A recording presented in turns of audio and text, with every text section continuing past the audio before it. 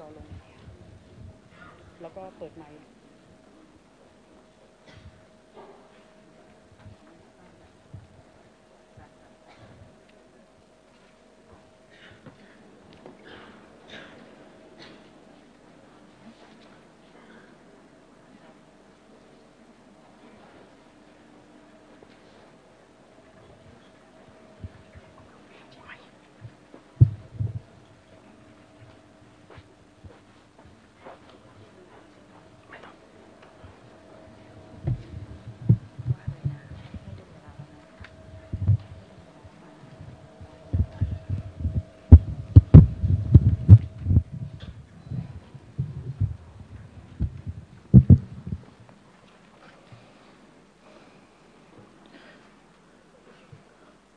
ครับสำหรับพิธีเปิดการประชุมวิชาการสถาบันพระปกเกล้าครั้งที่ 20 ประจำปี 2561 ได้เสร็จสิ้นลงแล้วนะครับซึ่งในปีนี้สถาบันพระปกเกล้าได้รับพระกรุณาจากพระเจ้าหลานเธอพระองค์เจ้าพัชรกิติยาภามาทรงเป็นประธานในพิธีเปิดการประชุมวิชาการสถาบันพระปกเกล้าครับค่ะลำดับต่อไปขอเชิญทุกท่านรับชมวิดีทัศน์เปิดการประชุมวิชาการสถาบันพระปกเกล้าครั้งที่ 20 ประจำปี 2561 ขอเรียนเชิญค่ะ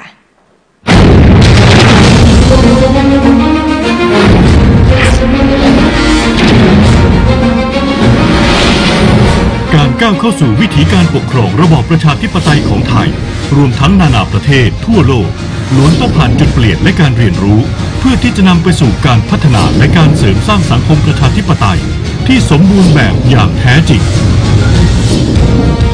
ด้วยเหตุนี้ตลอดระยะเวลากว่า 80 ปีที่ผ่านมาของประชาธิปไตยไทยเราจึงได้เห็นความพยายามอย่างต่อเนื่องที่จะเปลี่ยนผ่านประชาธิปไตยให้เกิดความยั่งยืนเพื่อนำไปสู่การสร้างสังคมไทยที่มีคุณภาพและอยู่ร่วมกันได้อย่างสันติสุขสถาพรความพยายามดังกล่าวสะท้อนผ่านทั้งการออกแบบรัฐธรรมนูญที่มีมาหลายฉบับการวางรากฐานประชาธิปไตยโดยยึดหลักธรรมาภิบาลการปรับโครงสร้างอำนาจและสถาปนาองค์กรอิสระขึ้นเพื่อสร้างบูรณาภาพที่เหมาะสมการส่งเสริมวัฒนธรรมที่ดีทางการเมืองการส่งเสริมการเมืองภาคพลเมืองให้เข้มแข็งการส่งเสริมให้เกิดการกระจายอำนาจอย่างแท้จริงแต่ด้วยปัจจัยและสถานการณ์ต่างๆที่เกิดขึ้นในสังคมไทย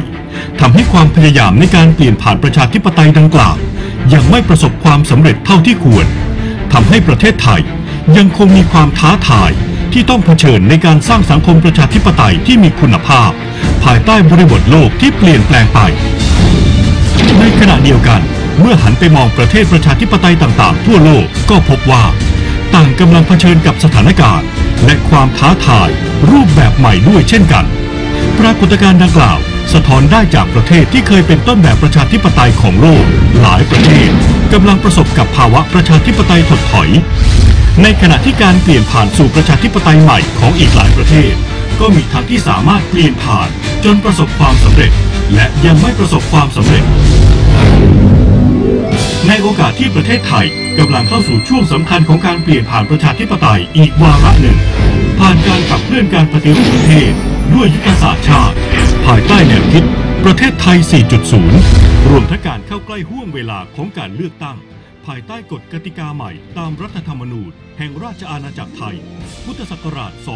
2560 คนไทยทุกคนผู้เป็นเจ้าของประเทศต่างมีส่วนสำคัญอย่างยิ่งที่จะช่วยกันทำให้การเปลี่ยนผ่านครั้งนี้ประสบความสำเร็จและต้องร่วมกันตัดสินใจว่าจะปล่อยให้ประเทศต้องเผชิญกับความท้าทายที่ถาโถมเข้ามาหรือจะลุกขึ้นเพื่อรวมพลังความคิดและผลักดันประเทศให้ผ่านพ้นทุกปัญหาเพื่อก้าวสู่อนาคตได้อย่างมั่นคงด้วยเหตุนี้สถาบันพระปกเกล้าในฐานะสถาบันวิชาการด้านการเมืองการปกครองที่มีภารกิจสำคัญในการพัฒนาประชาธิปไตยธรรมาภิบาลและสันติวิธีเพื่อประโยชน์ส่วนรวมและในโอกาสครบรอบ 20 ปีแห่งการสถาปนาสถาบันได้เล็งเห็นถึงความสำคัญและความจำเป็นในการนำประสบการณ์ของประเทศไทยและนานาชาติมาทบทวนเพื่อแลกเปลี่ยนเรียนรู้และนำข้อเสนอแนะที่ได้มาคิดหาทางออกร่วมกันเพื่อเป็นก้าวย่างสำคัญของประชาธิปไตยไทยในอนาคตจึงได้กำหนดให้มีการประชุมวิชาการประจำปีขึ้น ภายใต้หัวข้อประชาธิปไตยไทยก้าวย่างเพื่อการพัฒนาผ่านการแสดงปาฐกถาการสัมมนาทางวิชาการและการจัดแสดงนิทรรศการโดยประเด็นในการประชุมจะประกอบไปด้วยเปลี่ยนผ่านประชาธิปไตยด้วยหลักนิติธรรมและสถาบันการเมืองการปฏิรูปประชาธิปไตยไทยได้ถูกขับเคลื่อนผ่านนิติธรรมและสถาบันการเมืองมาอย่างเข้มข้นทำให้ได้ฝ่ายบริหารที่เข้มแข็ง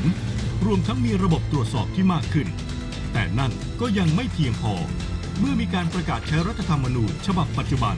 รวมทั้งยุทธศาสตร์ชาติ 20 ปีดังนั้นจะมีแนวทางใดจากบทเรียนในอดีตและประสบการณ์จากนานาชาติที่จะนำไปสู่การออกแบบอนาคตให้สอดคล้องกับดุลยภาพของประเทศไทยได้อย่างเหมาะสมเร่งเครื่องประชาธิปไตยด้วยธรรมาภิบาลประชาธิปไตยที่ยั่งยืนจะเกิดขึ้นไม่ได้หากขาดซึ่งธรรมาภิบาลแม้จะได้มีการนำมาใช้ในการบริหารราชการแผ่นดินมากว่า2 ทศวรรษแล้วแต่ในเชิงการปฏิบัติในการนำหลักดังกล่าวมาใช้ยังคงประสบปัญหาหลายประการทั้งการบริการของรัฐที่ยังขาดประสิทธิภาพความรวดเร็วความโปร่งใสและความเป็นธรรมขาดการมีส่วนร่วมของภาคประชาชนและภาคเอกชนผลดังกล่าวยังได้กลายเป็นชนวนเหตุสำคัญที่ทำให้เกิดการเปลี่ยนแปลงทางการเมืองในช่วงที่ผ่านมาอีกด้วยดังนั้นจึงต้องมีการทบทวนและศึกษาเพื่อค้นหาว่าแนวทางที่จะส่งเสริมธรรมาภิบาลไปสู่การปฏิบัติได้อย่างจริงจังและต่อเนื่องจนเกิดผลที่เป็นรูปธรรมได้อย่างชัดเจนนั้นต้องเป็นอย่างไรการกระจายอำนาจรากฐานประชาธิปไตยการกระจายอำนาจจากส่วนกลางไปสู่ท้องถิ่นถือเป็นหัวใจสำคัญของระบอบประชาธิปไตยแต่เพราะเหตุใดจึงมีกระแสของแนวคิดที่พยายามจะหวนกลับไปใช้นโยบายรวมอำนาจเข้าสู่ส่วนกลางอีกปัญหาและอุปสรรคของการกระจายอำนาจที่ผ่านมาคืออะไรทิศทางการกระจายอำนาจในอนาคตภายใต้ความท้าทายใหม่จะดำเนินต่อไปอย่างไรสร้างพลังพลเมืองเพื่อประชาธิปไตยมั่นคงการสร้างพลเมืองให้เข้มแข็งเพื่อนำไปสู่การพัฒนาประชาธิปไตยให้มั่นคงถือเป็นรากฐานสำคัญของทุกประเทศแต่ในศตวรรษที่ 21ซึ่งพลเมืองถูกขับเคลื่อนด้วยวัฒนธรรมดิจิทัลเราจะมีแนวทางอย่างไรในการส่งเสริมพลเมืองยุคใหม่ทั้งในด้านความรู้ความคิดทักษะสำนึกและการมีวัฒนธรรมประชาธิปไตยที่เหมาะสมประชาธิปไตยเพื่อความเสมอภาคและคุณภาพสังคมปัญหาความเหลื่อมล้ำถือเป็นปัญหาที่สั่งสมในสังคมไทยมาช้านานและยังกลายเป็นอุปสรรคสำคัญในการก้าวสู่ความเสมอภาคตามหลักประชาธิปไตยส่งผลให้เกิดความพยายามจากภาครัฐที่จะลดความเหลื่อมล้ำด้วยนโยบายต่างๆเพื่อยกระดับประเทศให้เป็นที่ยอมรับจากนานาชาติซึ่งประเทศไทยจะก้าวข้ามไปสู่การเป็นสังคมประชาธิปไตยที่ใส่ใจความเสมอภาคและคุณภาพสังคมอย่างยั่งยืนได้อย่างไรประชาธิปไตยเพื่อสังคมสันติสุขสังคมสันติสุขถือเป็นผลสำเร็จอย่างหนึ่งของประชาธิปไตยที่มีคุณภาพ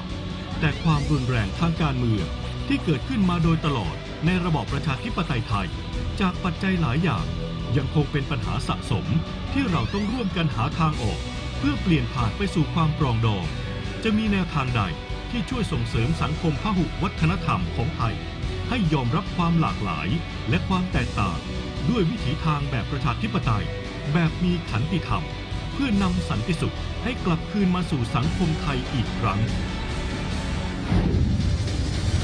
ถึงเวลาแล้วที่พวกเราทุกคนจะได้มาร่วมแสดงความเห็นร่วมเรียนรู้ร่วมแลกเปลี่ยนประสบการณ์ร่วมหาทางออกให้กับประเทศไทยและร่วมกันขับเคลื่อนประชาธิปไตยไทยด้วยพลังความคิดที่มีคุณค่าเพื่อให้การก้าวเดินครั้งนี้เป็นก้าวย่างเพื่อการพัฒนาที่ยั่งยืนอย่างแท้จริง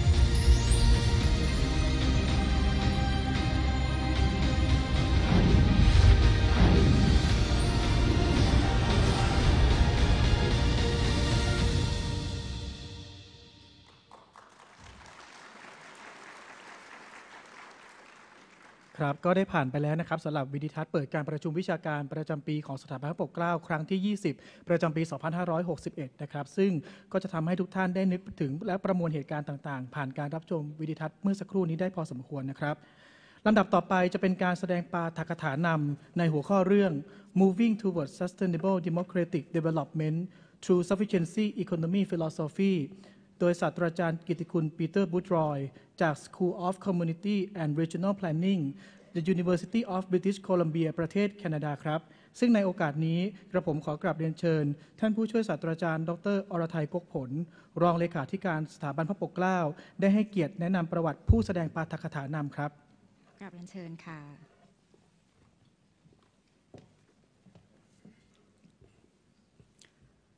Distinguished guests, ladies and gentlemen, it is a privilege to have the opportunity to introduce our keynote speaker, Professor Emeritus Peter Boothroyd. He is a Canadian, born in Halifax, Nova Scotia. He graduated Master and PhD in Sociology from the University of Alberta. Prior to joining the University of British Columbia, he was a consultant on urban policy, social planning, and community development with an extensive experience, including advisor on urban and intergovernmental affairs at the Office of Premier, Government of Alberta, CEO of Edmonton Social Planning Council, also teaching at the Faculty of Social Welfare, University of Calgary. Since 1979, he has joined the University of British Columbia and stayed there until now, and as a professor emeritus in School of Community and Regional Planning, where he taught, research, and promotes citizen engagement in variety of institutional and community settings. As an expert on development planning, his work focuses on understanding and enhancing the potential of community-based planning to contribute to sustainability and equity. He has several publications focuses on participatory planning in relation to community development, social policy, urban transformation, and mega project impact. He also has had working experience beyond Canada. As in last 15 years, he has led the University of British Columbia's project funded by SIDA to build planning capacity in Thailand, Vietnam, and Brazil. Through the lens of development planner, promoting sustainability and equity, as well as his special interest in the sufficient economy philosophy, I sincerely believe that the opening address on moving towards sustainable democratic development through sufficiency economy philosophy will be very valuable as to stimulate our mind and thoughts toward the new meaning of democracy.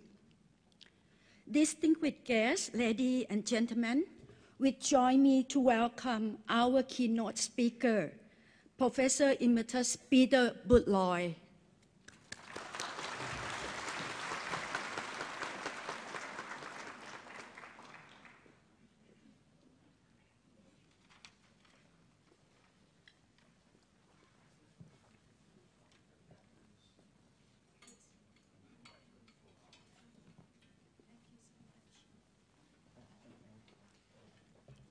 Thank you very much. It's a great pleasure to be here. It's an honor to be hearing the Royal Princess give a talk and to meet with other distinguished guests and people who come from different countries to discuss a very important topic, one that is problematic throughout the world, as everyone knows, to wit, democracy. We are going to go through the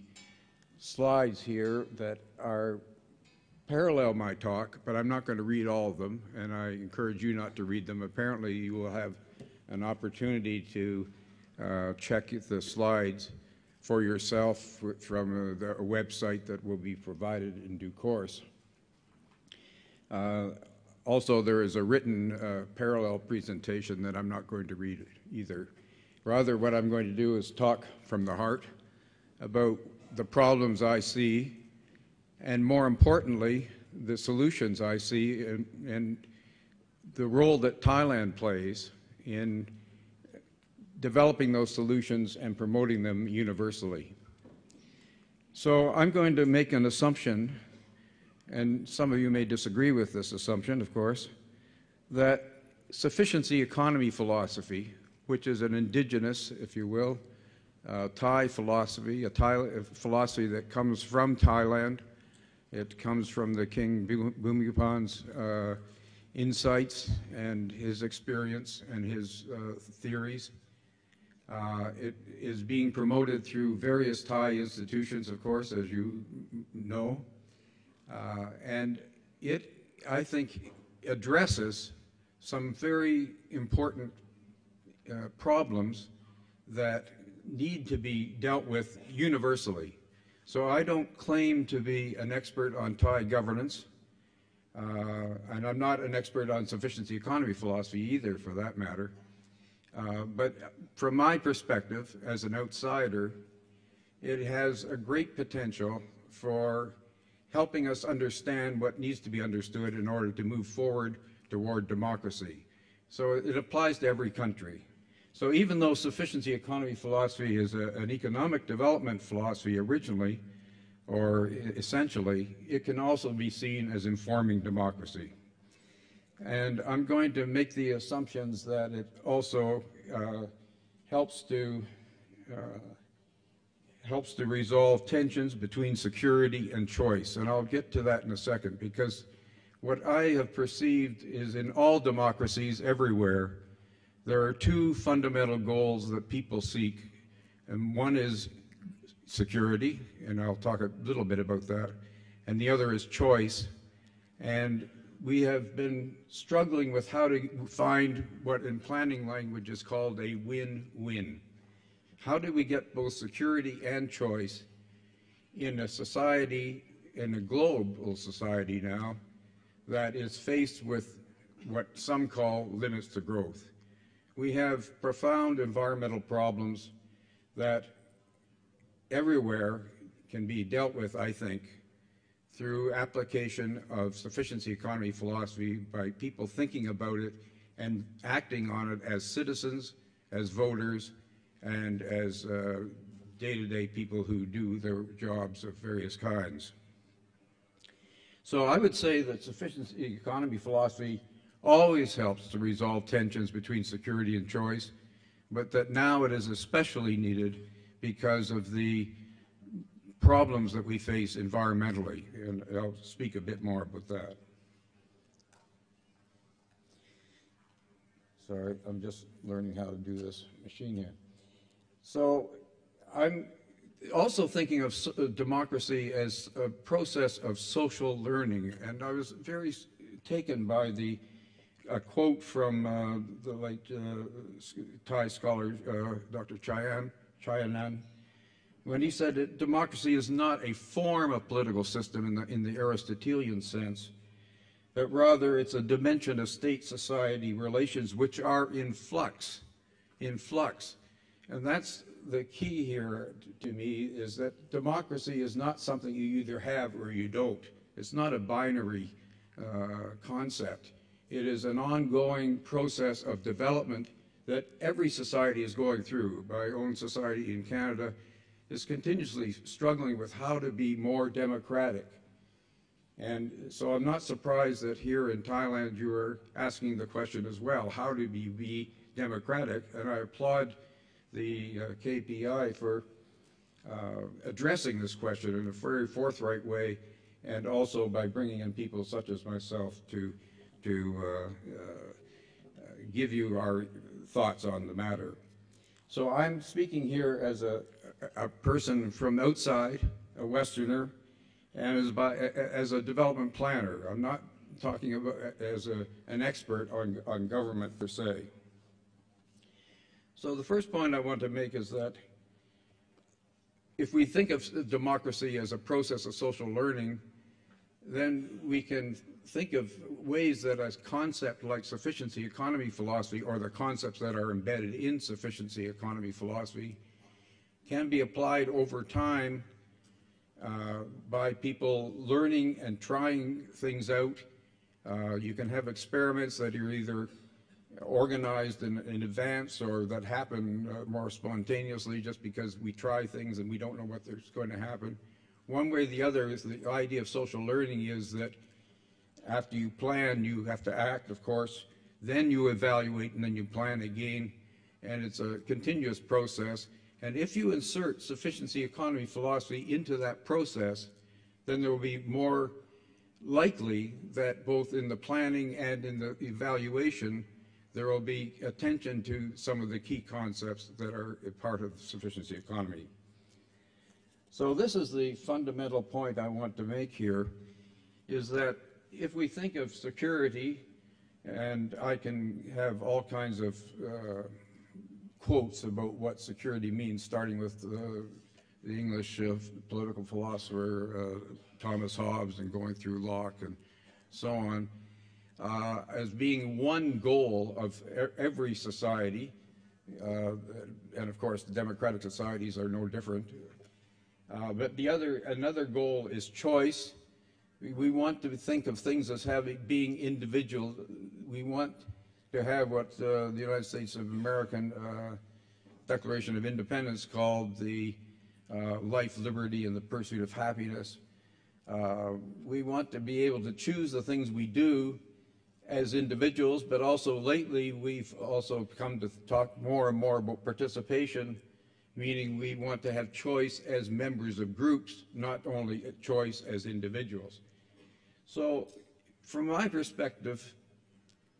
these can be seen, because they often have been, in a trade-off relationship. To it, the more you have of one, the less you have of another. And you can put a name on each of these poles, if you will, where you have 100% security and 0% choice. That would be an authoritarian society that is, you're told what to do and you do it or else.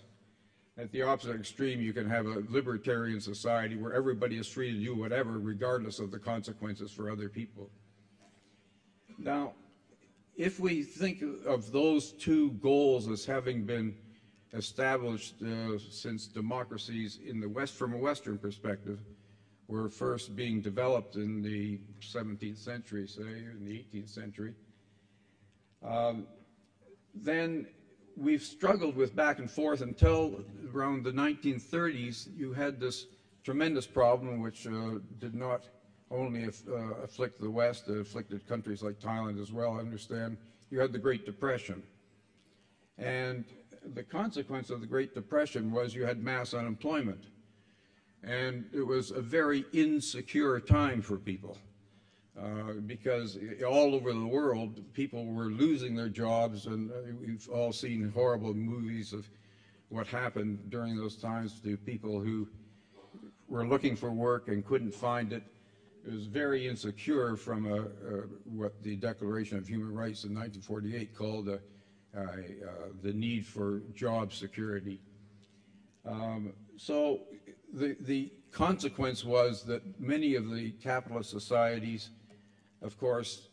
were worried, understandably, that there could be fascism or Bolshevik socialism taking away any opportunities for choice that they had.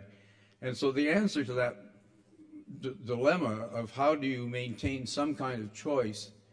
without becoming a more authoritarian country was found in the concept of the welfare state. And Keynes identified all kinds of, I'm not going to read these out here, but John Maynard Keynes came up with all kinds of solutions in a book that in essence boiled down to saying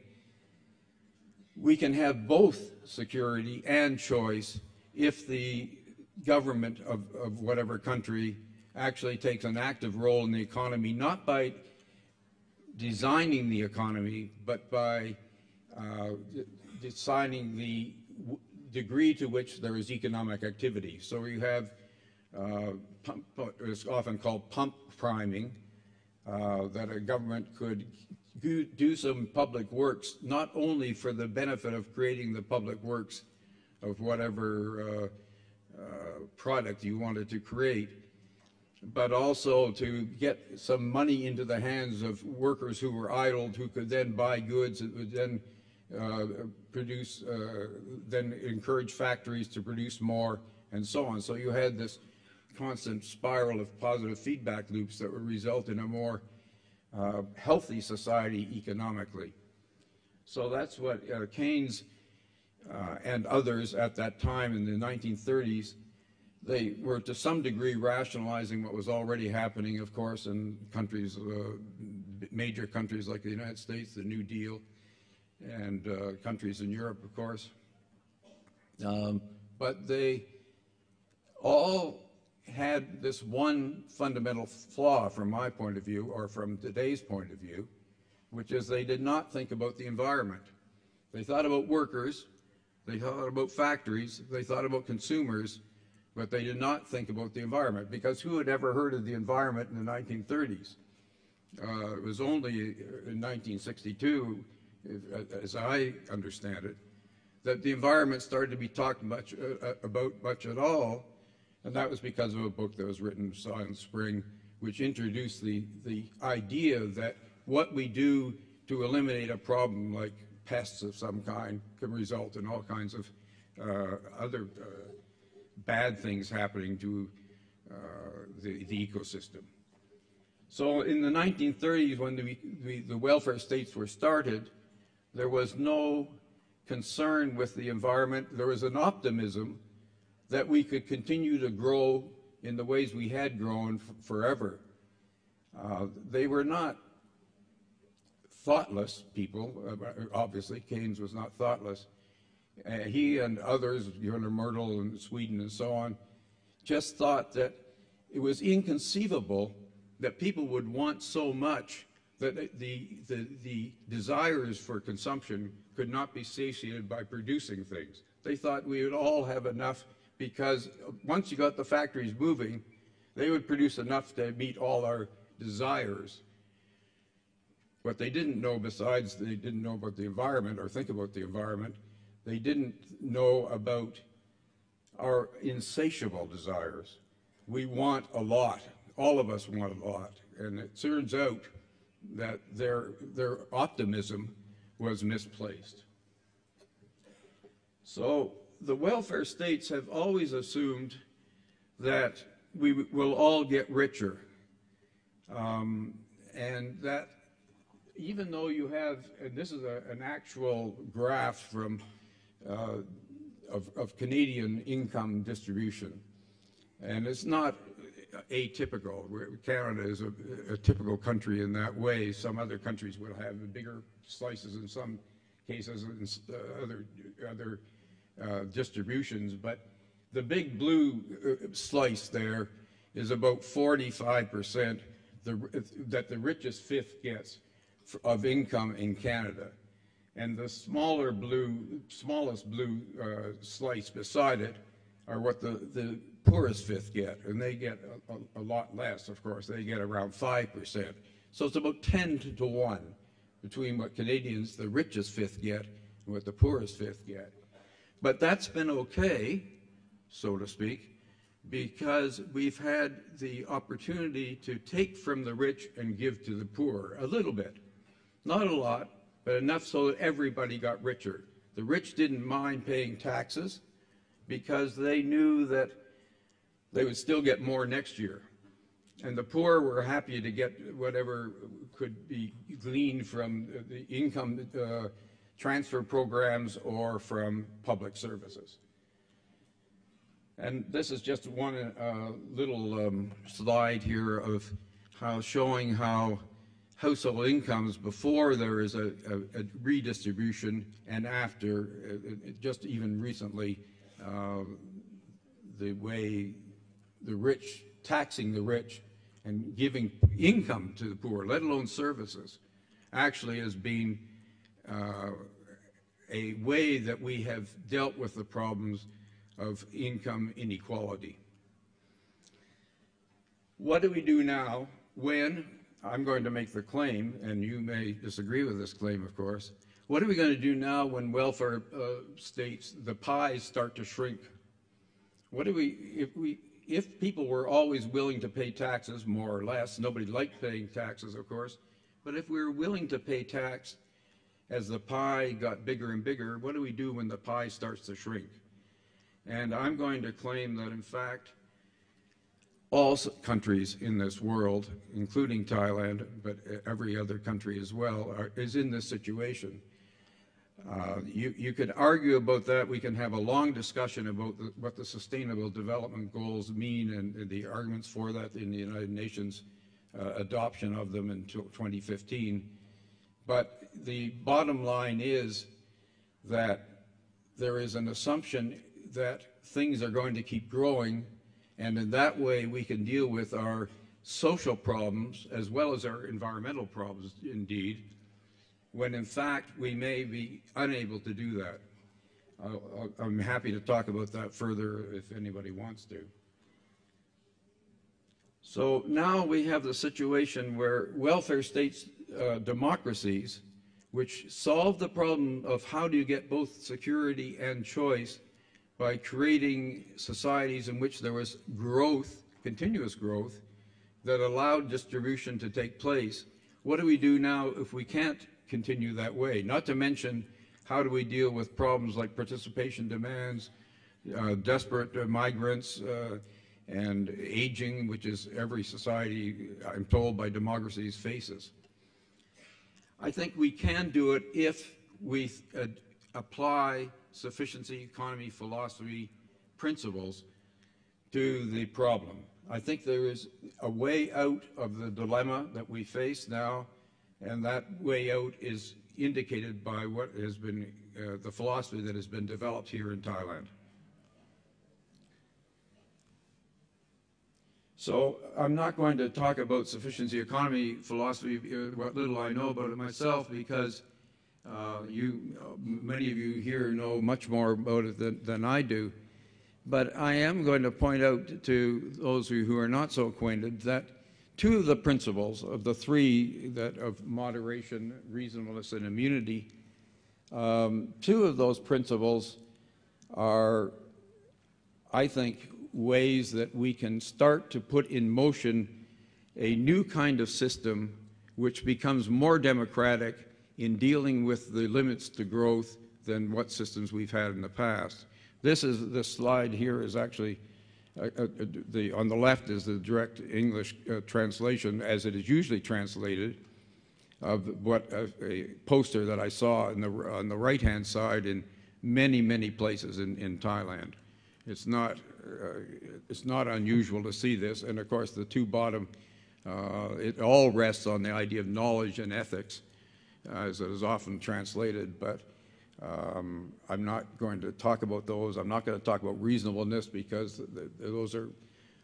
whole areas that each society thinks that they can deal with on their own. But in fact, moderation and immunity, to my knowledge, no country in the world other than Thailand is talking about those principles. And so I think that there's a great role that Thailand plays, not only in struggling with how to create democracy for yourselves, but how to help the world understand ways that we can cut back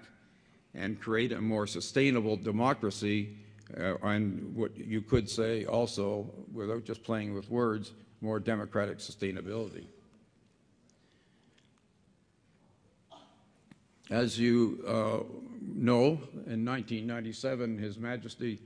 King Bhutan is credited with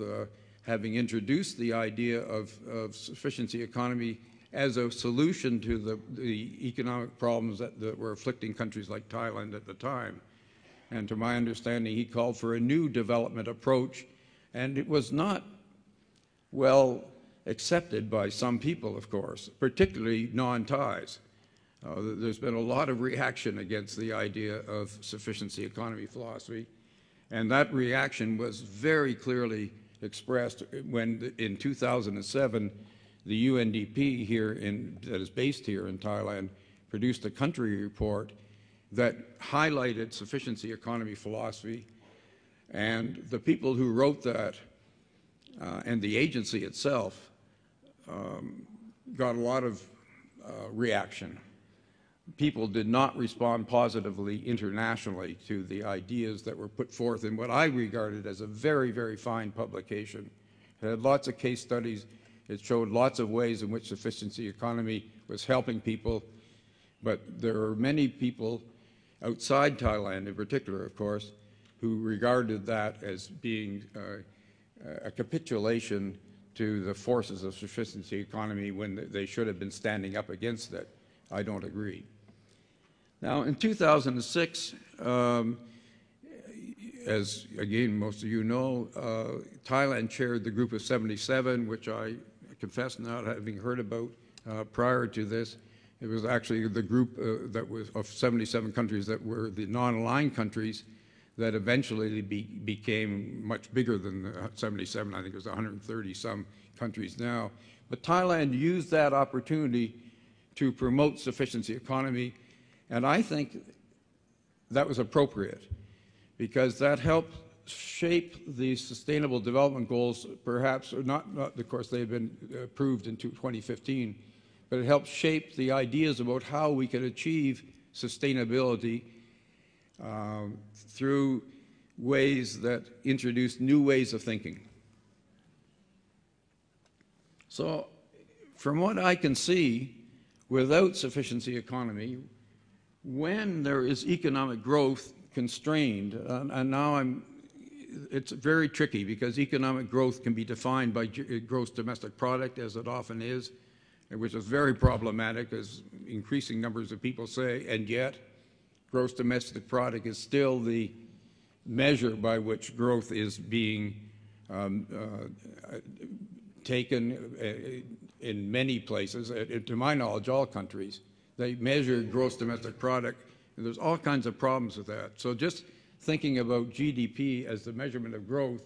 when GDP is constrained, you have scapegoating, people identifying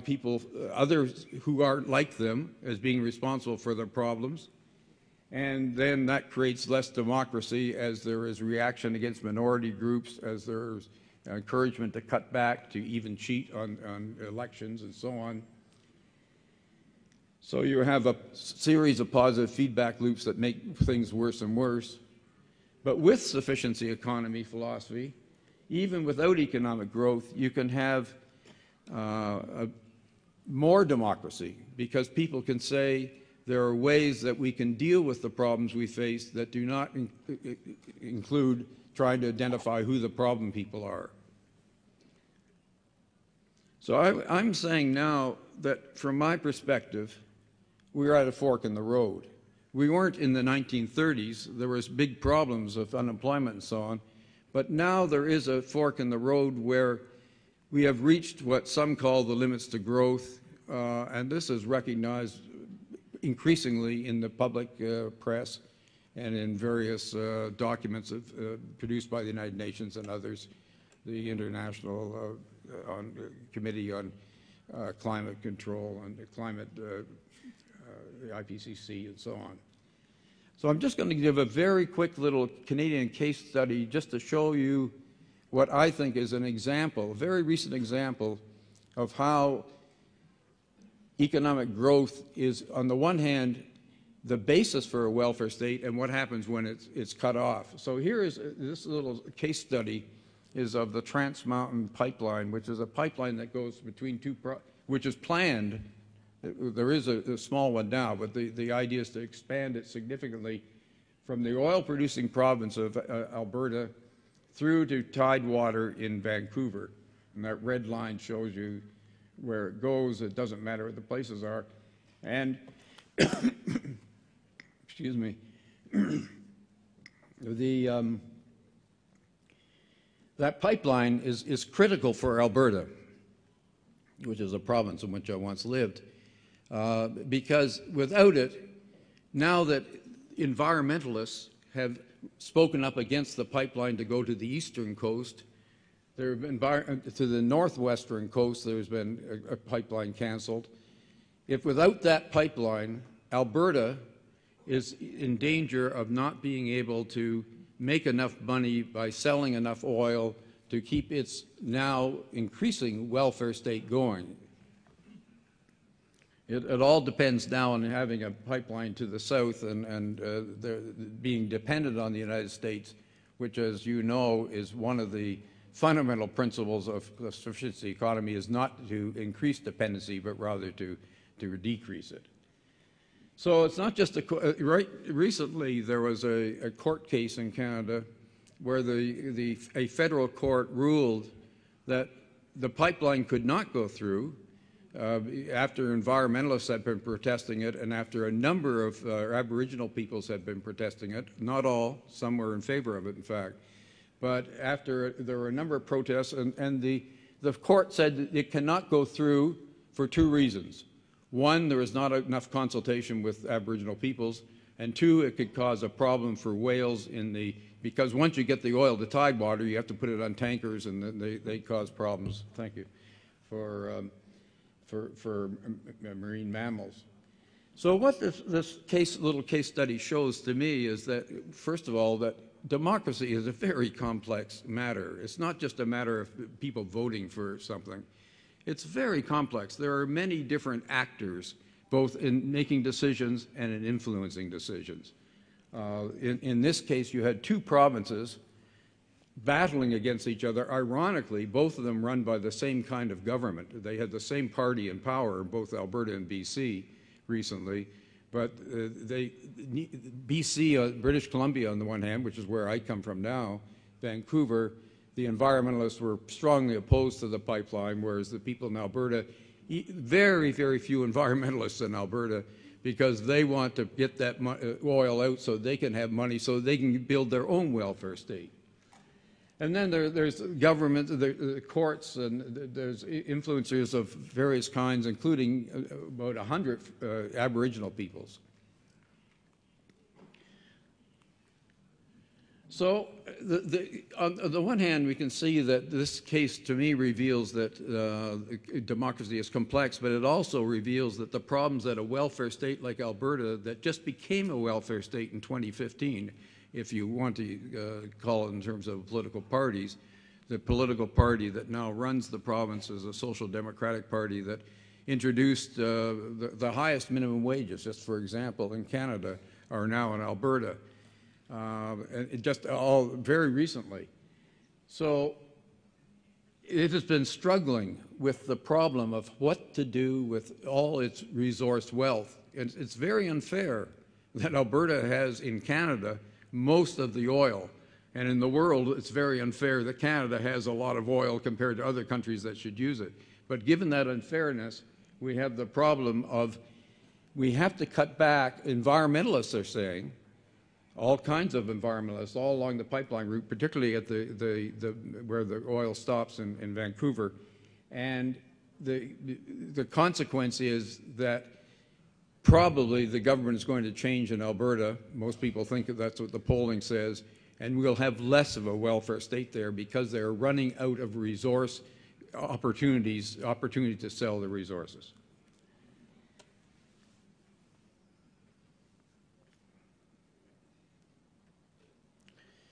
So how does sufficiency economy deal with this problem of how we can reduce dependence on economic growth defined as GDP? I would say that it does so by helping us think about the public interest. That's a term that planners love to use, and it's been for decades a term that professional planners talk about the public interest.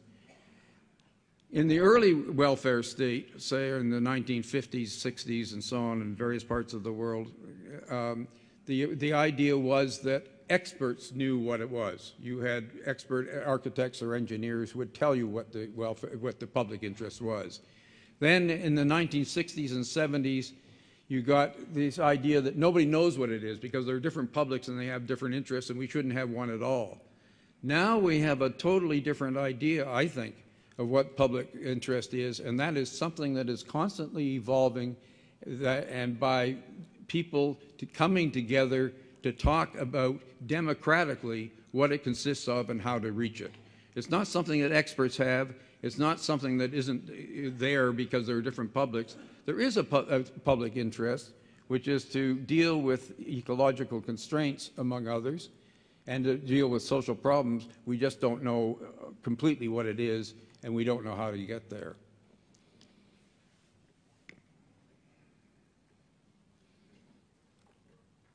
So this is the way that I think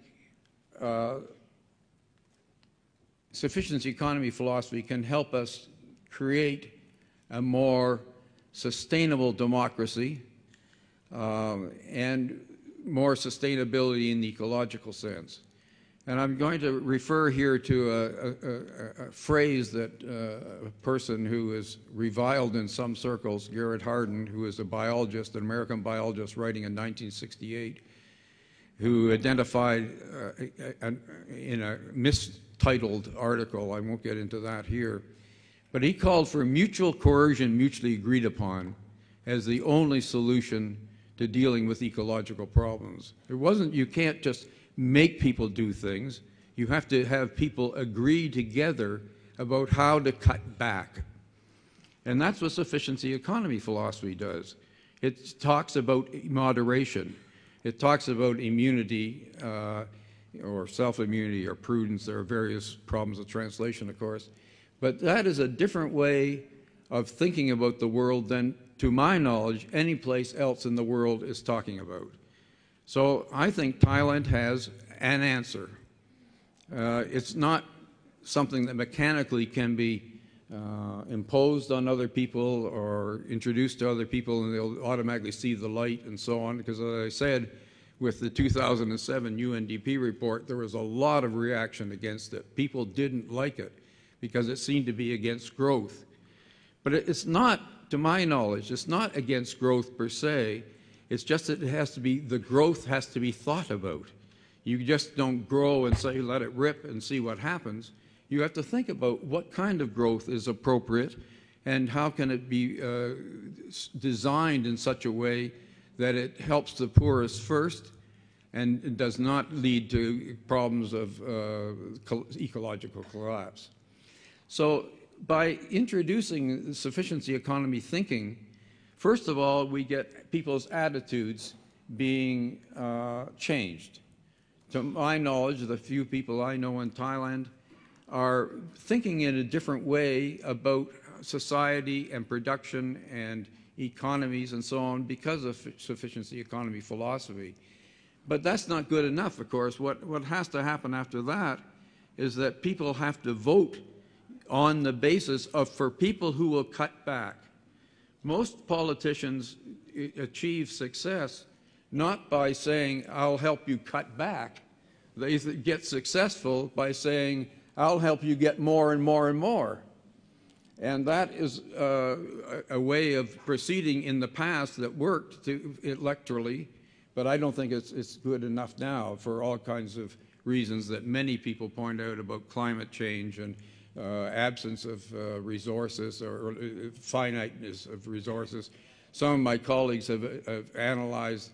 that we already consume more than the globe produces on a sustainable basis. We overfish, we over-harvest wood, we over, and the only answer to that is to get cutbacks, to reduce our consumption, but it has to be done in a way that's intelligent, and it has to be done in a way that we democratically choose to do it. It won't work if we just try to impose it on people. So in terms of what I'm calling here the democracy desiderata, these are just the elements that the King Prajapok's Institute identified for the following days that I saw in the agenda and the outline. These are 6 topics, and all of them can be seen as being enriched I think, if you have an attention to sufficiency economy philosophy guiding the way that they are approached. And you can, for example, set up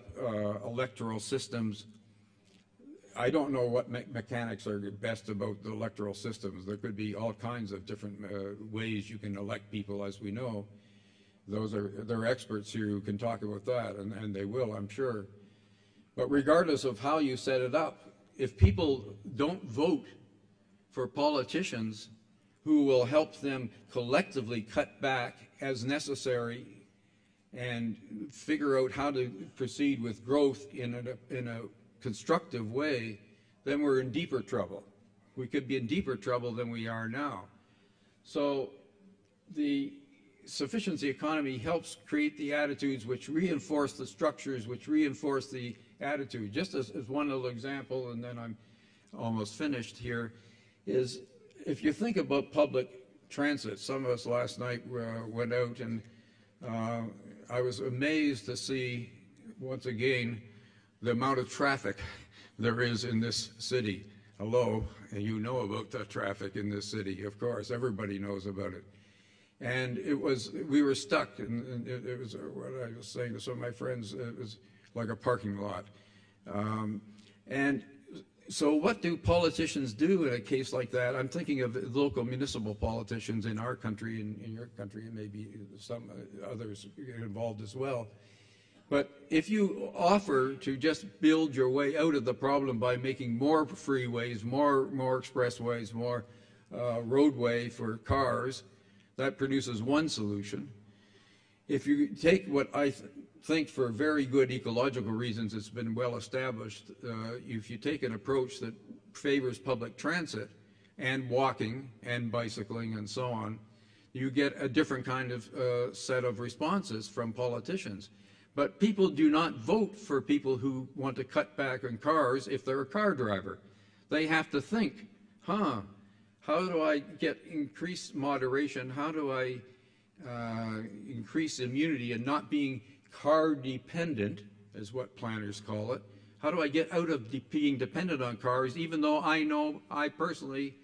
like to use my car? And in fact, you have to in a city like this. If you have, kids who you take to daycare, and then you go to school, and then you go to work, and so on, it's very hard to use public transit. I think Bangkok is doing a great job, I say, compared to many other cities, certainly in North America. But there could be more done unless we have politicians who say, vote for me because I'm going to help you do less with less. We're in deep trouble. And the doing less in that urban example I just gave you, the urban transit versus urban car growth, roadway growth example, it's not just a matter of what the attitudes are of the individual. It's not good enough if I just take the bus myself, because all I'm doing is cutting somebody else off who the bus passes by, actually. That's what I have to. I've got to be taking an active political role, which is a democratic function, of course,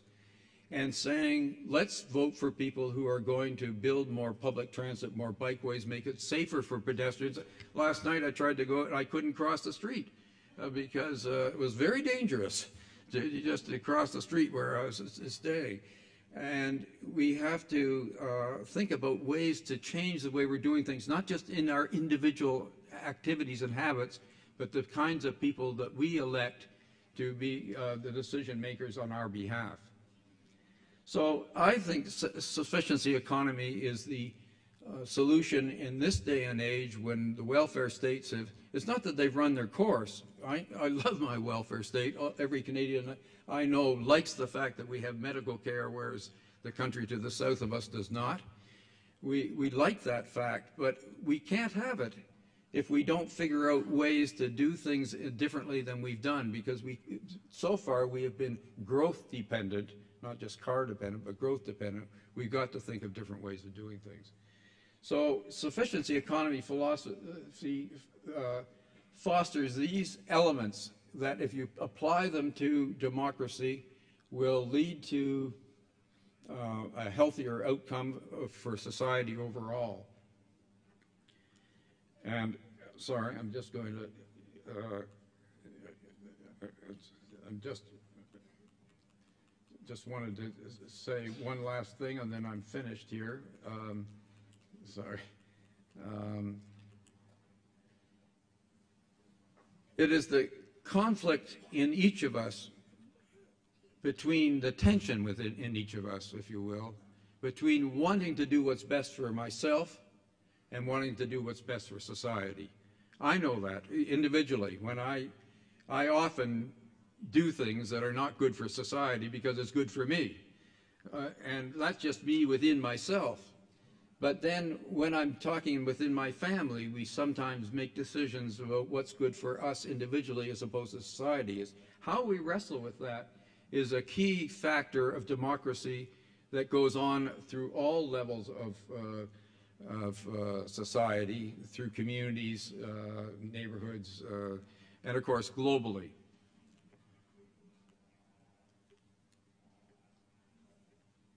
So this is the last point then.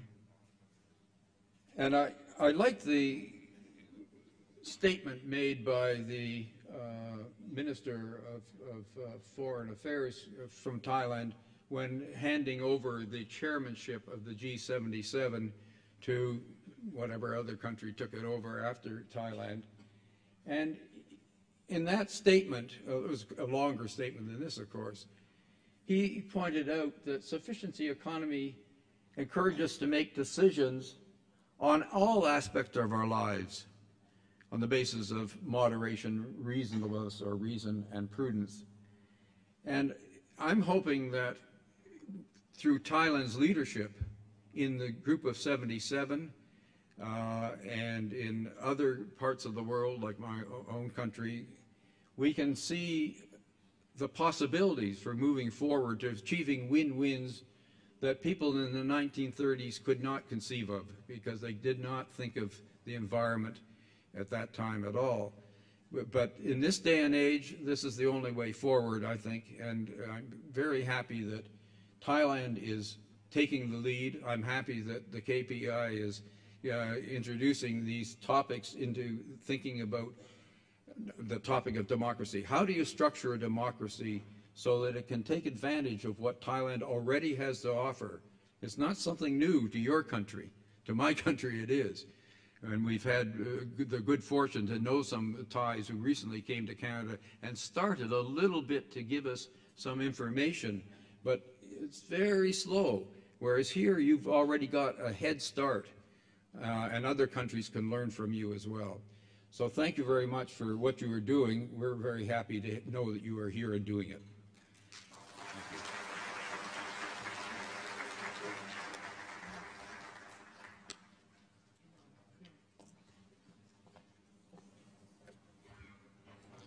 ขอเสียงปรบมือเพื่อเป็นการขอบคุณและให้เกียรติกับ Professor Peter Boothroyd จาก The University of British Columbia ประเทศแคนาดาที่ได้มาแสดงปาฐกถานำในเวทีประชุมวิชาการสถาบันพระปกเกล้าในครั้งนี้ค่ะ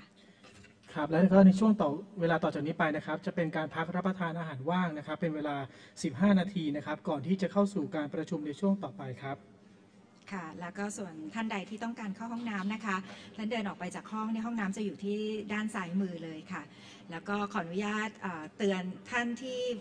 รับฟังนะหูฟังนะคะออกไปจากห้องน้ำหรือว่าเข้ามาที่ห้องนี้นะคะถ้าถือติดตัวไปด้วยถือกลับมาด้วยนะคะใช่แล้วครับแล้วก็การประชุมในวันนี้และก็ทั้ง3วันนะครับเราจะมีการถ่ายทอดสดด้วยใช่ไหมครับค่ะใช่ค่ะตลอดเวลาที่ Facebook Live นะคะของสถาบันพระปกเกล้าค่ะนะครับเสิร์ชเข้าไปใน Facebook นะครับพิมพ์คำว่าสถาบันพระปกเกล้านะครับก็จะสามารถติดตามรับชมการถ่ายทอดสดได้เช่นเดียวกันครับกับที่ประชุมแห่งนี้นะครับค่ะ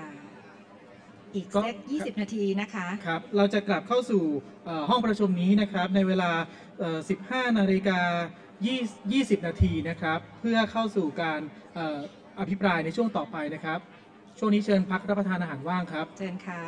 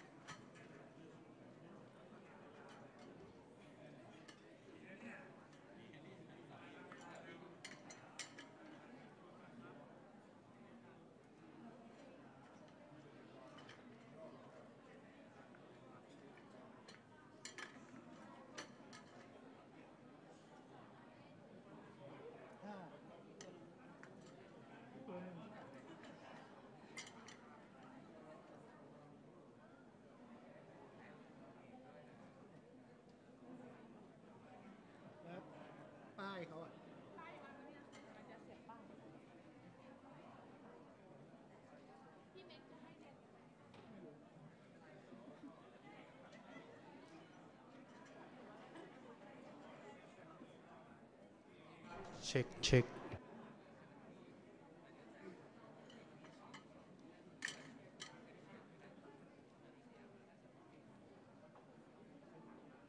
เช็ค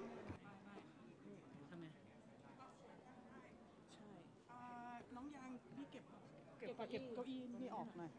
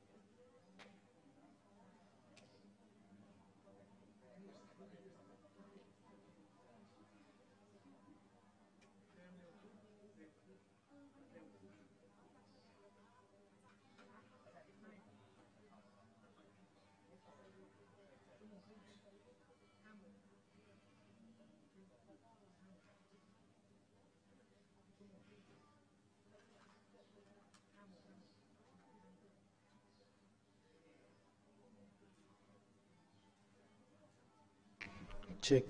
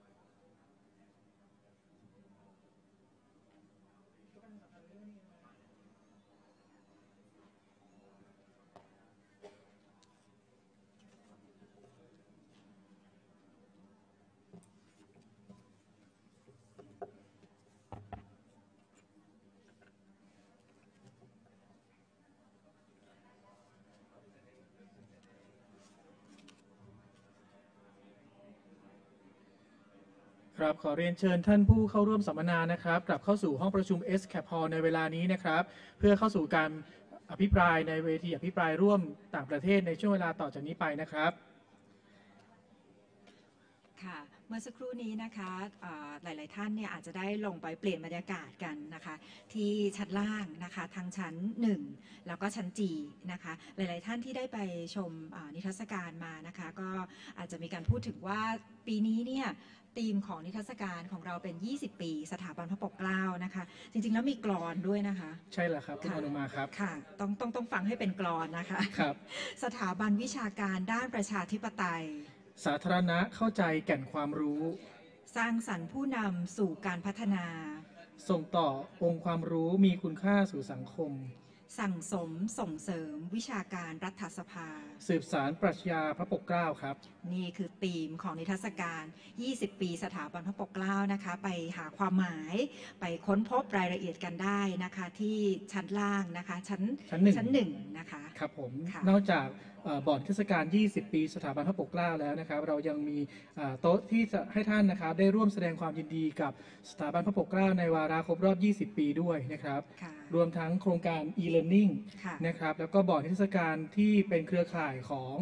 สถาบันพระปกเกล้า2โรงเรียนในปีนี้นะครับประกอบไปด้วยวิทยาลัยเทคนิคชัยนาทนะครับซึ่งได้เข้าร่วมในโครงการวิจัยของสถาบันพระปกเกล้านะครับในโครงการ road safety แล้วก็โรงเรียนเทศบาลวัดสะทองจากจังหวัด101นะครับในโครงการโรงเรียนแห่งความซื่อตรงครับค่ะแล้วก็ยังมีบูธแสดงผลงานขององค์กรปกครองส่วนท้องถิ่นนะคะที่ได้รับรางวัลพระปกเกล้าทองคำทั้ง7แห่งนะคะแต่ตอนนี้จะขออนุญาตยังไม่บอกนะคะว่ามี7แห่งไหนบ้างแต่เท่าที่ดูเนี่ยครบทุกภาคนะคะใช่แล้วครับภาคเหนือภาคตะวันออกเฉียงเหนือ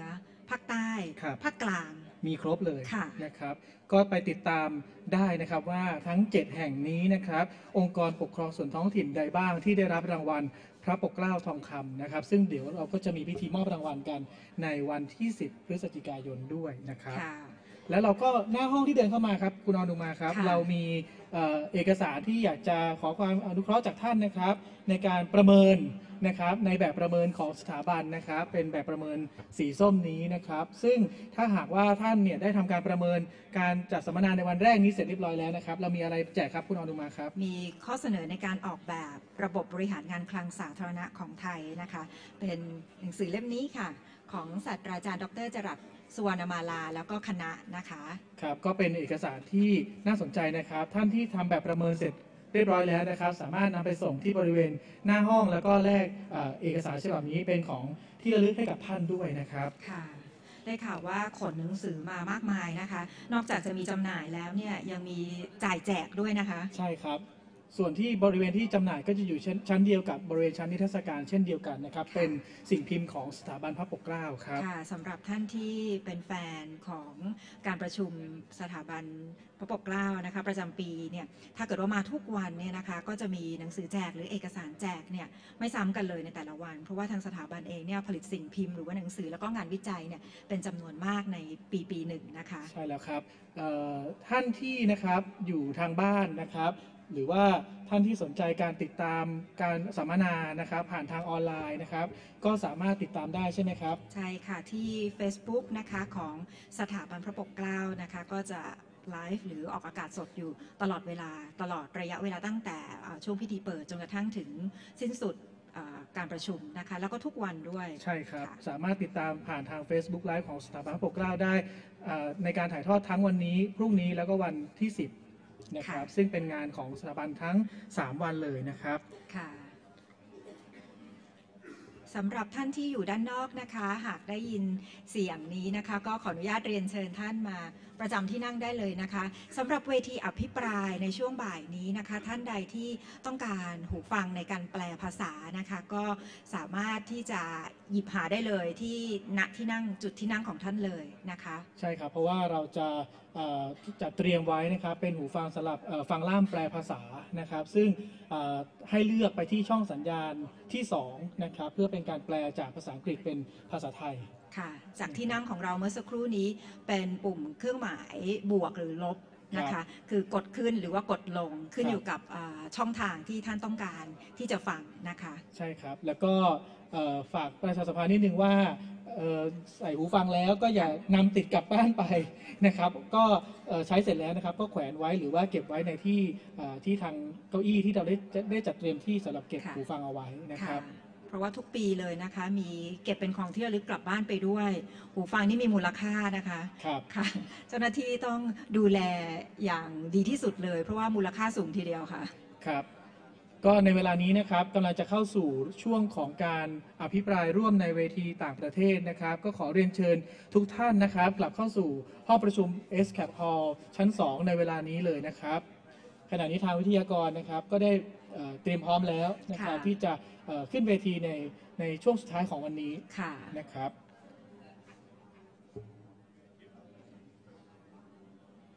ย้ำกันอีกสักครั้งนะครับคุณอนุมาครับท่านที่เดินเข้ามาก็จะมีแบบประเมินนะครับการจัดกิจกรรม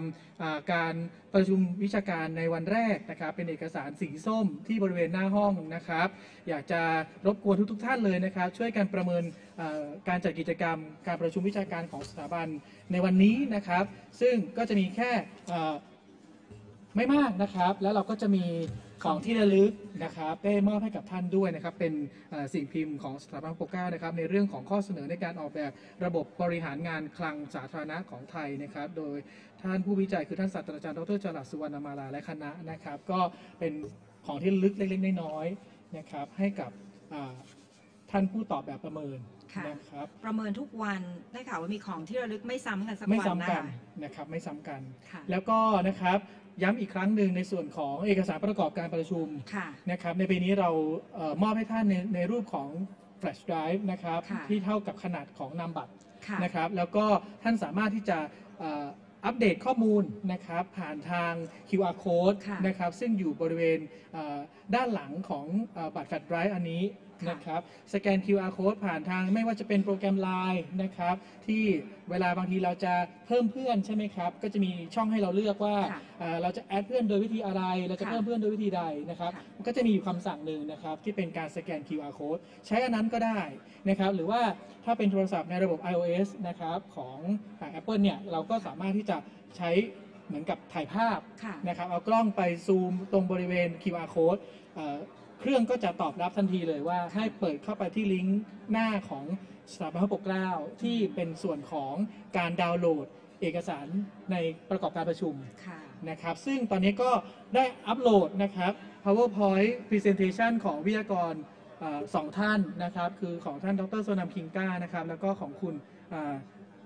ลีน่า ริคิล่า ทามังนะครับได้อัปโหลดเป็น PowerPoint Presentation ไปแล้วอยู่ใน QR Code นะครับเพราะฉะนั้นตอนนี้ท่านที่จะดู PowerPoint ประกอบการบรรยายก็สามารถ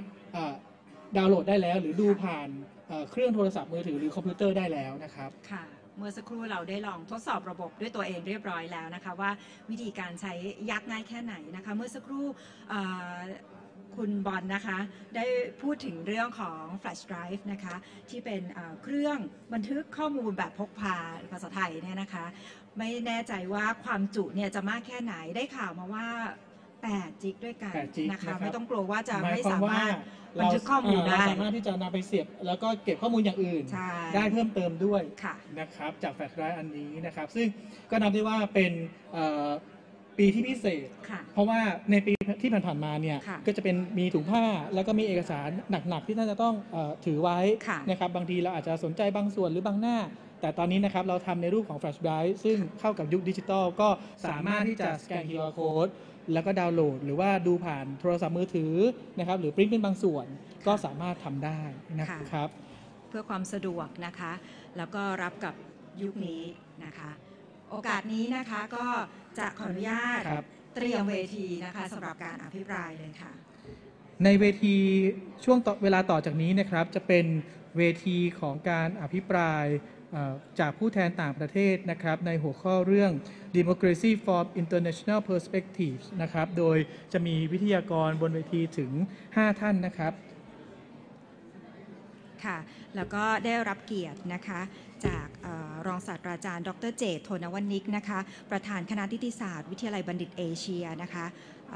และท่านก็เป็นกรรมการจัดงานของเราด้วยนะครับในปีนี้นะครับโอกาสนี้จะขออนุญาตแนะนำประวัติของท่านพอสังเขปก่อนนะคะ อาจารย์สำเร็จปริญญาตรีนิติศาสตร์บัณฑิตจากมหาวิทยาลัยธรรมศาสตร์ค่ะปริญญาโทแล้วก็ปริญญาเอกทางด้านนิติศาสตร์นะคะจากมหาวิทยาลัยสแตนฟอร์ดประเทศสหรัฐอเมริกาค่ะสำหรับตำแหน่งปัจจุบันของท่านนะคะท่านเป็นกรรมการปฏิรูปการป้องกันและปราบปรามการทุจริตและประพฤติมิชอบและประธานคณะนิติศาสตร์วิทยาลัยบัณฑิตเอเชียขอเสียงปรบมือเพื่อเป็นการต้อนรับรองศาสตราจารย์ดร.เจต โทนวณิกค่ะ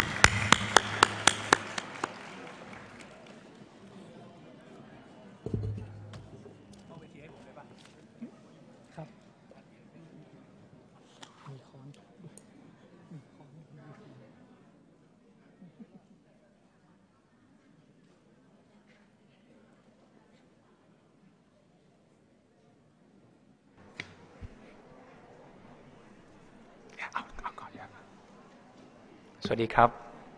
Good afternoon, ladies and gentlemen, all distinguished guests.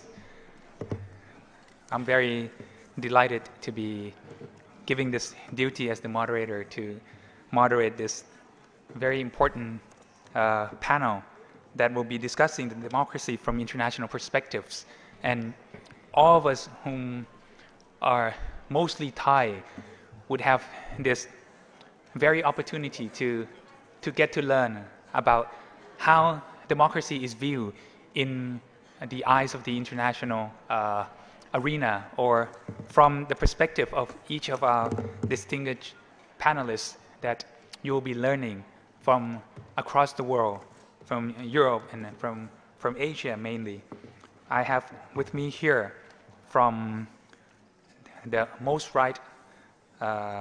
Mrs.Leena Rikkila, Tamang. Okay. She is the director for Asia and the Pacific, the International Institute for Democracy and Electoral Assistance. You probably heard of International IDEA, which is very famous for democracy as well as election and all those things related to democratic society. She is an expert in participatory constitution building process, gender, South Asia and Southeast Asia, and she was managing the IDEA's program on supporting constitution building process in Nepal, and she's worked in India, Sri Lanka, Nepal, and Vietnam, and also on the Myanmar, and published about democracy at the global level and on inclusive democratic process. She got her master in political science in international politics from University of Tamang and University of Bordeaux. Please welcome Ms. Leena. On my most right hand is Professor Sebastian Payne. Professor Payne is a senior lecturer in law at Kent Law School. He's a barrister of the Inner Temple, president of the UK Constitutional Law Association, trustee of the Constitution Society, and an associate fellow of the Royal United Service Institute for Defense and Security Studies, as well as publishing on the law relating to terrorism. He is editor with Professor Maurice Sunken of the Nature of the Crown, Oxford University Press. He has been invited as an expert to give evidence on the royal prerogative, war powers, and constitutional reform to several selected committees at the Westminster Parliament, House of Commons Political and Constitutional Reform Committee. Please welcome Professor Sebastian Payne. Yeah, it's fine. Yeah, it's fine. And on my most left here is Dr. Sonam Kinga. Dr. Sonam Kinga is former chairperson of National Council Parliament of Bhutan. He got his degree in at Kyoto University of Japan. That was his PhD. He is presently the chairperson of the National Council Parliament of Bhutan, and he has been senior program officer, Save the Children, U.S. Trimfu, editor, Bhutan Observer, chairperson, Good Governance Committee, National Council, chairperson, House Committee, National Council, and deputy chairperson, National Council Parliament of Bhutan. Please welcome Dr. Sonam Kinga. And on my most outer core left is Professor M.V. Rajeev Gowda. He's the member of the Rajya Sabha of the Republic of India, which is the upper house of India. Professor Gowda was awarded the Bangalore University Gold Medal in Political Science and secured a fully funded scholarship to pursue Masters in Economics at Fordham University, New York, USA. After completing his postgraduate studies, Professor Gowda moved to the Wharton School, University of Pennsylvania, USA, to complete his PhD in Public Policy and Management, where he was awarded the University Fellowship. After completing his PhD, he went on to do postdoctoral research at the University of California, Berkeley, where he was awarded the John M. Olin Postdoctoral Fellow in Law and Economics in 1991. Please join me to welcome Professor M.V. Rajeev Gowda. And with no further ado, that we will be gaining experience, understanding, as well as the knowledge from our international speakers from all these perspectives around the world. I would like to invite first Mrs.Leena, Rikkila, Tamang to speak on the topic of indices around the world, of what happens to democracy in this global arena. Please, you have the floor. Thank you, Mr. Chair. It is indeed an honor for me and for my organization to be here today and present as part of the international panel. In my talk, I would like to share with you the main findings based on international idea, global state of democracy indices data, and discuss some of the democratic advances and declines that the world is experiencing. Secondly,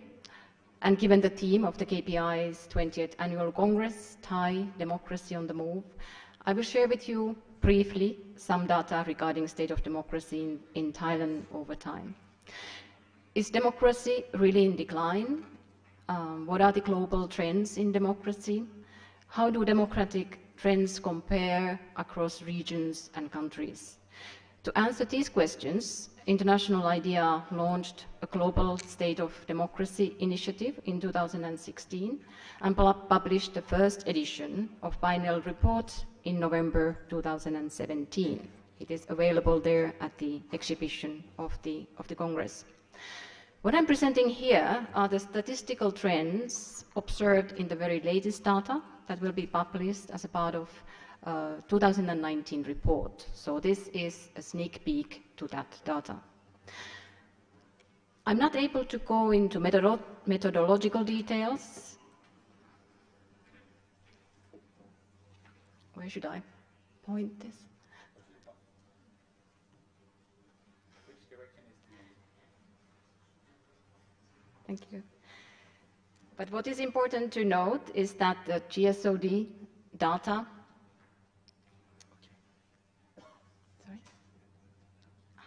Thank you. Thank you. We look at the democratic trends at the country, regional and global levels across a broad range of different attributes of democracy. Here on this slide, we have the framework of the Global State of Democracy indices. At the center, we have International IDEA's definition of democracy, which is popular control over public decision-making and equality of citizens in exercise of that control. So very rather simple definition, recognizing that democracy comes in many shapes and forms and no one size fits all. These indices turn 5 core attributes into 16 sub-attributes and 97 indicators, and for 158 countries across the world from 1975 up to present. What makes this dataset different from others on the market, for example, that of Freedom House Index, is that, number one, we do not provide a single index of democracy, but look at the democracy from various dimensions. Secondly, it is based on broader definition of democracy than most others, also including strong emphasis on gender, power distribution across social groups and social rights. And thirdly, we do not rank countries because we believe it oversimplifies complex realities. And thirdly, our indices cover time span of 42 years. So what are the main findings? While regular warnings of democratic standstill, decline or crisis have been issued since the mid-90s, the data demonstrates that the world has seen actually extensive progress in almost all aspects of democracy since 1975. Our 2017 report concludes that despite upturns and downturns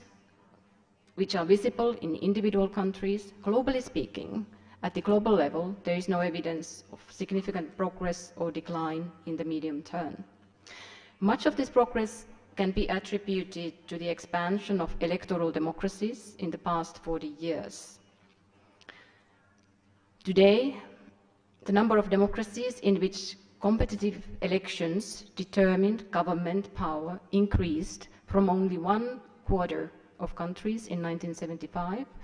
in the world to 2/3 in 2017.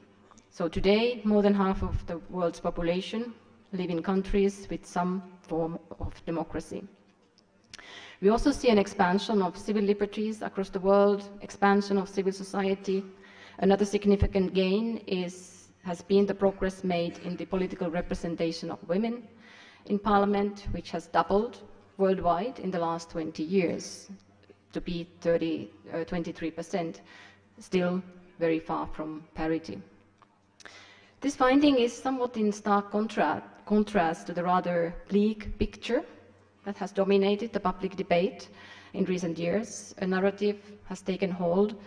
that democracy is in unquestionable decline around the world. And indeed, when we look at the last 10 years only, the picture becomes more worrying. Some of the key findings from the recent update. Finding number 1, the global expansion of democracy has come to a halt in past decade, and worryingly, the number of countries experiencing democratic declines is now greater than the number experiencing democratic gains, breaking a trend that stretches back to 1980 for the first time. And as you can see in this slide, the data shows that since 2016, the scores for representative government have declined in more countries than they have advanced. This trend is similar when it comes to checks on government and fundamental rights, as well as on civil society participation.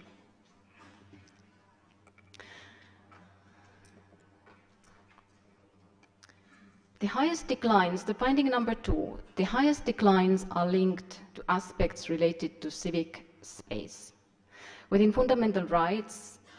the aspect of civil liberties has seen the most countries declining in the past 5 years. In 2017, civil liberties declined in 34 countries compared to 10 where they advanced. And we cover here freedom of expression, freedom of association and assembly, civil society participation, and media integrity.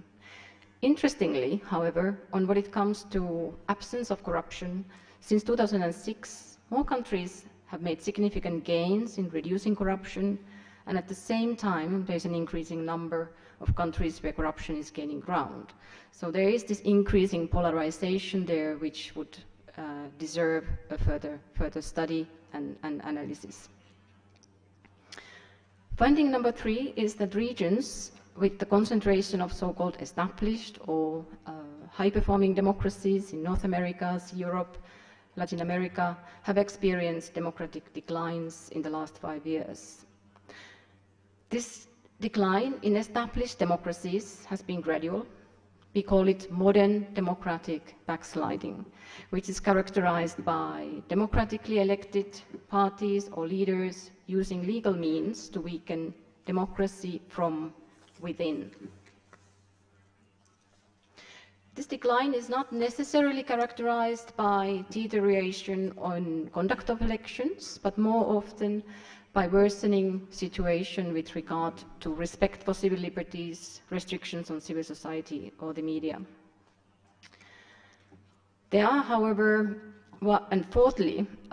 while this all is of course a cause for concern, it is important to note that the vast majority of countries, around 130,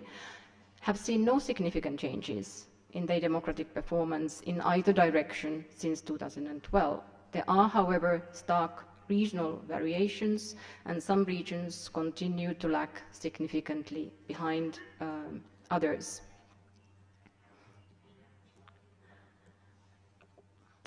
So how is Thailand measuring over time, and what our data tells us? I will start with some gains and advances, and then point to what we see as remaining challenges to democratization in Thailand based on the indication provided by the data. And I'd like to emphasize here that I'm presenting here is some descriptive data,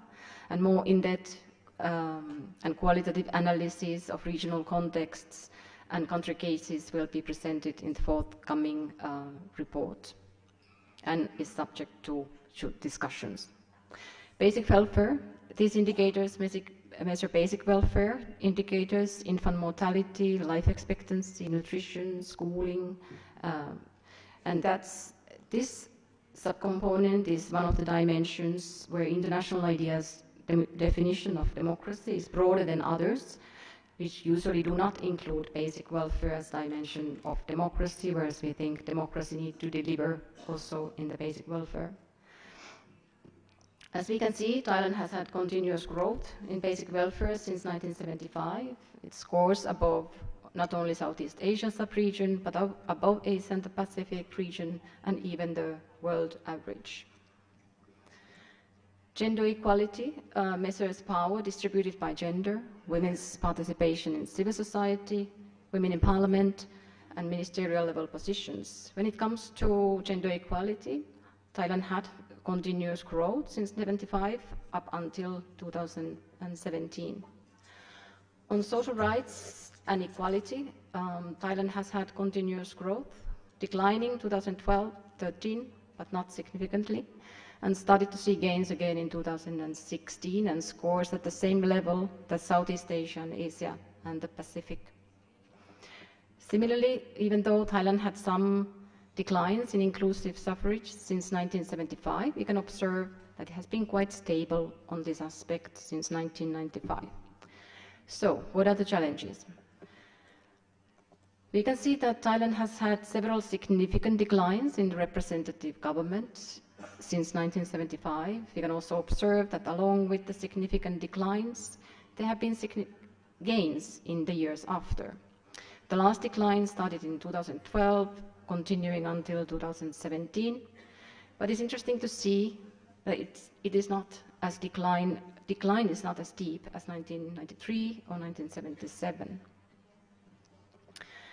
The only sub-attribute where Thailand scores 0 is elected government. We can see that Thailand has had several steep declines since 1975, but also made significant recoveries.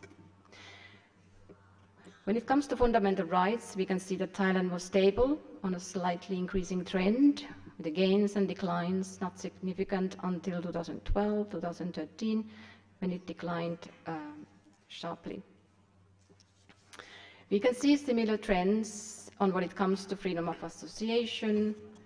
and likewise on, I'm rushing through a bit in the interest of time, in the freedom of movement, media integrity, checks on government, as well as and civil society participation. When it comes to, I would like to emphasize that the data can be used to describe reality, but they do not explain why trends look like they do, and what factors have contributed to explain these causes of these trends, and only qualitative and in-depth country analysis and debate and discussion can do that. To conclude, the current democratic landscape is facing an increasing number of challenges. Since 2014, more countries have seen democratic declines than advances. However, if we do adopt a longer-term historical perspective, significant democratic gains have been achieved over the last 42 years, leading to expansion of democracy into new regions where previously had very little experience on democratic forms of government. So democratically speaking, the world today is faring better than it did in 1970s or 1980s. Nonetheless, these current challenges must be taken seriously, an address to ensure that these declines do not take hold and gain further ground. And more we have information, and more we can detect even some of the very subtle changes that are taking place. Here we have the links to the indices, and the very latest data, including 2017, should be online as from today or from tomorrow. And this data is freely available for the researchers and policymakers, and we would very much like to see that researchers to make use of this data. I would like to end with a key message, which is the recognition that I think many of you are very much aware of. Democracy building can be very challenging and doesn't necessarily represent a linear path. Democratization is a process, at times fragile and vulnerable to standstills, delays, setbacks, and backsliding. And often democratic ideals are easier to endorse in principle than to realize in practice. As our keynote speaker, Professor Peter, also indicated, democracy is not an all or nothing affair, but rather a shifting continuum. However, we believe that those ideals globally are worth pursuing globally as well as here in Thailand. Thank you very much. Thank you very much, Leena. That was a very brief and concise conceptualization framework of democracy. It's quite happy in the beginning to see that the indices cover 42 years, that we have seen increase in representative government, fundamental rights, checks on governments, impartial administration. However, in the last 5 years, we might not be happy so much to see that that increase throughout the 40-some years is declining. And especially when we look at this country in particular, Thailand has the increase in many aspects, for example, in basic welfare, in gender equality, in social rights, in some of the challenges that we still face, and perhaps we will be able to learn from our speakers today, and we will be able to get the increasing from all these that are inclusive suffrage, representative government, elected government, and fundamental rights that we still have the challenge in declining. We might have to have some increasing, otherwise we will be downturned in this democratic society. So with that indices on the global level, we now shift to the United Kingdom, Europe, from Professor Sebastian Payne. Now, Professor, you have the floor. Thank you very much, and thank you to the Institute for very kindly inviting me to discuss the UK Constitution and its democracy.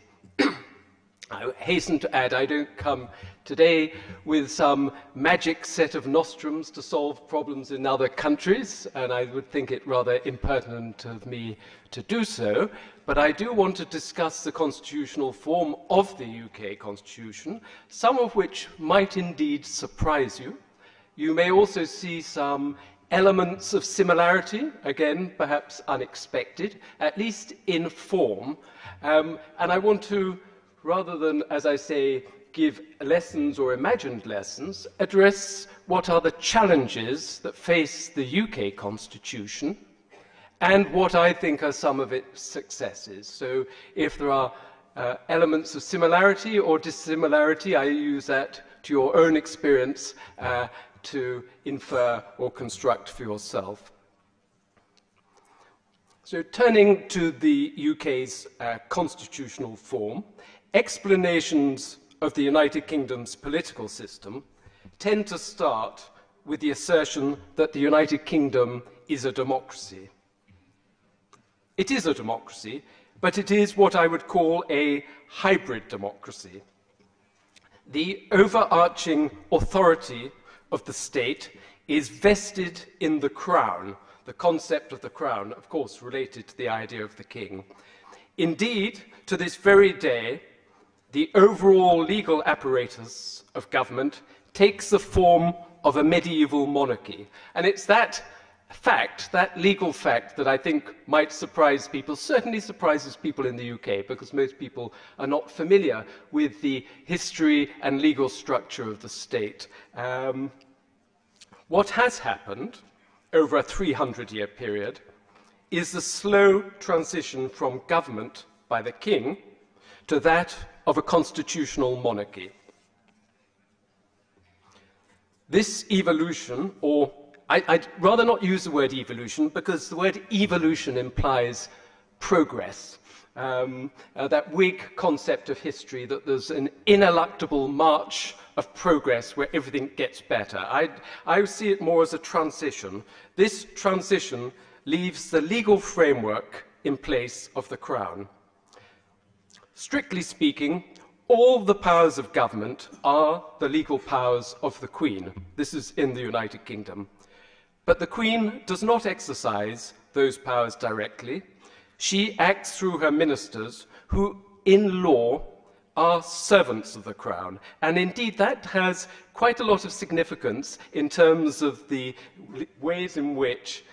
challenges to government actions and decisions are taken. That's a question of the speciality of public law. I won't go into that. But it is not merely a turn of phrase, it has real legal consequence.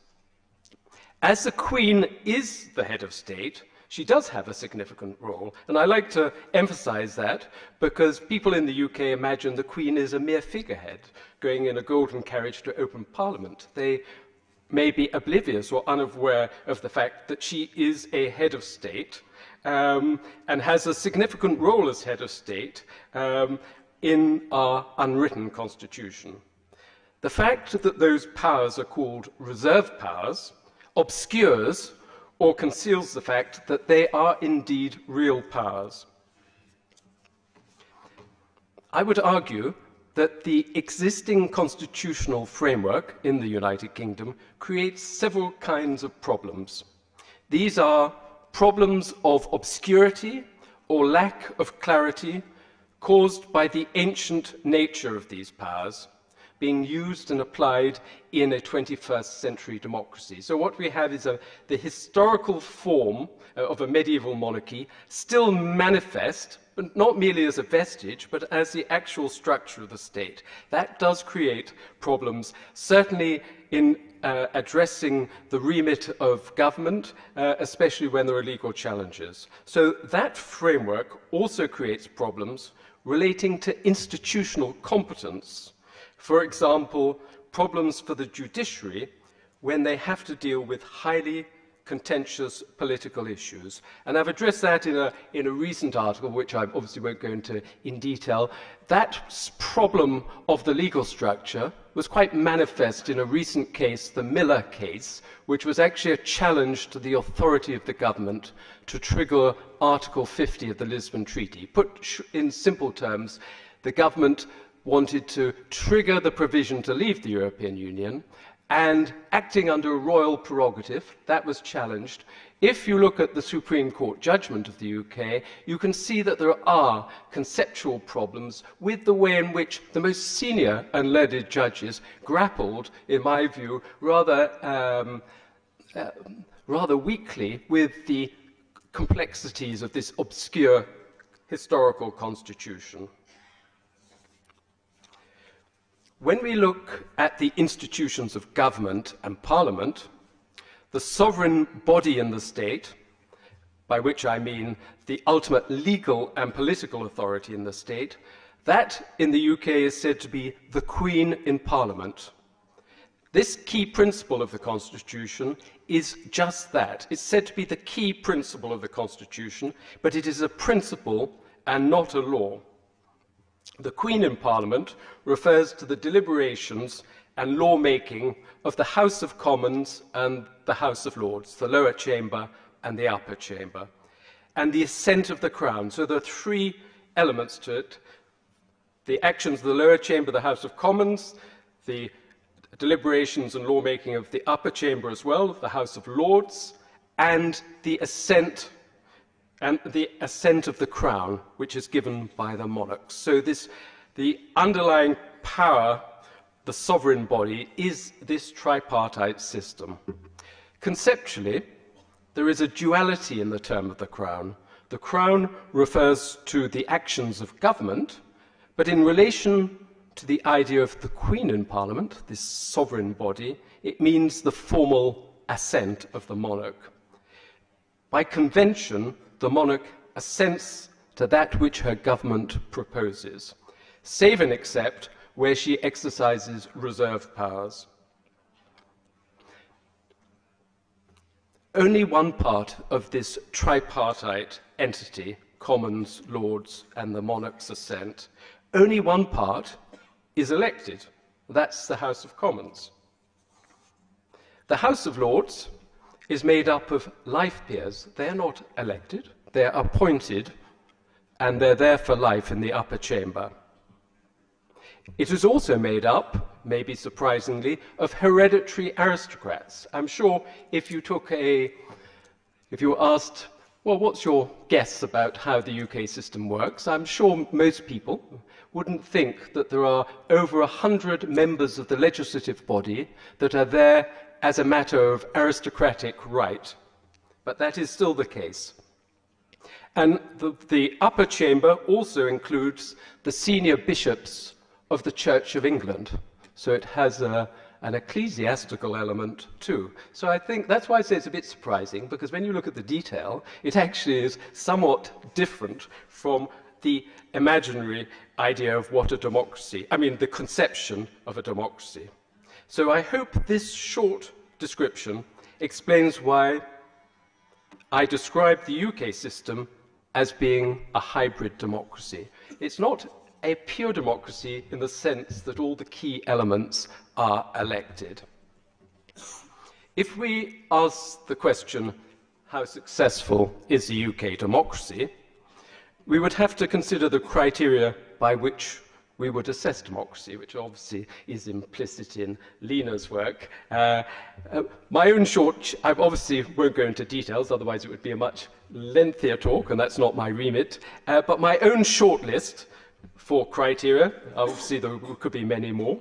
One of the things, of course, is quality of decision-making. A democracy, if it's to be an advantage over non-democracies, should be able to make important decisions well. So quality of decision-making must be one element, I would have thought. Another important matter, if you're making an assessment of the UK democracy, well, what type of democracy does the United Kingdom aspire to be? Because there are many, as you know, many different types of democracy. It aspires to be a representative democracy, which obviously has an extensive political philosophy. Perhaps it aspires to be a reflective democracy, to use the term of Ulrich Preuss, the theorist. Certainly it would be improved if it were a successful reflective democracy. In the checklist of whether the UK democracy works, or indeed any democracy works, what would be vitally important would be levels of integrity in public life. What level of corruption is present? I think corruption in terms of a democracy is highly problematic. So, for instance, Europe, much as I love Italy, Italy has had in the past extensive corruption where organized crime has almost operated as a parallel state, and the mafia have interacted and bribed the government. As I say, I'm a great fan of Italy, but can that be a true democracy? Does that eat at the heart of democracy, even if it appears on the surface to have it, if intimidation and bribery eat its way into the heart of decision-making? And an important aspect is how transparent government is. That is obviously vital. I would also want to consider powerful influences or preconditions of a successful democracy, such as levels of education, prosperity, and civic enthusiasm to participate in the democratic process. So, as I mentioned earlier, it would certainly be a very lengthy talk were I to go through each of those, but those in my mind are very important elements. I now turn to the issue of the challenges to the UK democracy. and what one might regard as the successes. So what are the challenges that I see to the UK democracy? Well, the first one relates to local government. Now, local government as a subject of study would be probably rather unfashionable. It's a sort of low-key, the politicians are at a low level. But if we look at the United Kingdom, there's been a weakening of local government in the last 30, 40 years, with, for instance, Margaret Thatcher in the 1980s abolishing the local government for London, the Greater London Council, because she resented the popularity and influence of the leader of the Greater London Council. That seemed to me a retrograde step. There's been a loss of status and activity in local government as well. So, for instance, in the late 19th century, being in local government was regarded as a distinguished activity and maybe a prelude to success at the national level. And indeed, for instance, by example, Lord Rosebery, who was a Prime Minister in the 19th century, after he retired, became the first chairman of the London County Council. An unthinkable idea today that a Prime Minister, after his career, would deign to sit at local government level. So there's been a loss of prestige. My second point is devolution as a threat, or challenge rather, to the United Kingdom democracy. I don't see devolution as a threat, but the way in which it's been configured in the UK poses all sorts of problems, including the possible disintegration of the United Kingdom as a political entity. So it's obviously quite significant if you think of the success of a democracy as being able to keep a country together. Devolution, as we have it in the United Kingdom, was put in place in the late 1990s by the then Labour government, and its purpose, ultimately, was intended to put a lid to limit separate or satisfy separatist demands to leave the United Kingdom. But in fact, the reality is that devolution, as it's been structured, has acted as a catalyst for even greater demand for separation, particularly in Scotland. Britain voting to leave the European Union has also created great anger in Scotland, whose electorate voted to stay in, and whose government would like the United Kingdom both to leave, and by contrast, the Scottish government would like to leave the United Kingdom and stay in the European Union. So Brexit, so-called, Britain voting to leave the European Union, poses a serious threat to the integrity of the United Kingdom, certainly in Scotland. Brexit also threatens the stability of Northern Ireland and the Belfast Agreement. Northern Ireland, or Ireland itself, had over 100 years of varying levels of civil war and violence, partly resolved by the Belfast Agreement and the devolution arrangements, but the imposition of a border between Northern Ireland and Southern Ireland is likely to lead to serious political problems. Other threats to the democracy relating to Brexit in particular include the political paralysis caused by the process of leaving, whereas all government energy, or nearly all government energy, is focused on trying to negotiate and deal with a highly complex set of political and trade-related issues. So that's one problem of Brexit that threatens the UK. Another problem is the deeply divisive nature of Brexit within the political parties. So the main political parties are now in a form of internal civil war. So that is another challenge. Other threats include the rise of populism and new forms of communication in the cyber age, including interference in elections. Well, I'd like to just take a couple of minutes to talk about the strengths of the UK democracy, otherwise the talk would be unbalanced. So these are my points on the strengths of the UK democracy. The United Kingdom is a highly prosperous country which reflects well on its organisation, but is also a very helpful factor for promoting democracy. The legal system is advanced, reliable, and with state support for access to justice. The judiciary is highly educated, has a long history of independence, is very honourable, unbiased, and non-corrupt. In other words, it's unbribable. Based on international comparisons, the United Kingdom is safe, secure, and with a strong respect for the rule of law. Having said that, it is important to remember that well-established democracies can go backwards as well as forwards. Bad political decisions can be taken with a very serious impact. At a national level, I would regard Brexit as an example of a bad decision. At an international level, I would regard the UK's decision to go to war in Iraq as disastrous for all concerned. My brief conclusions are these. Well-established democracies have to strive to improve and guard against the weaknesses inherent in the system. Of the utmost importance is the political and social culture of a society. Principles of integrity, a deep commitment to democracy, and an abhorrence of corruption are all vital. Also essential is that all those who participate in government and the workings of the state demonstrate fairness and integrity in the execution of government business,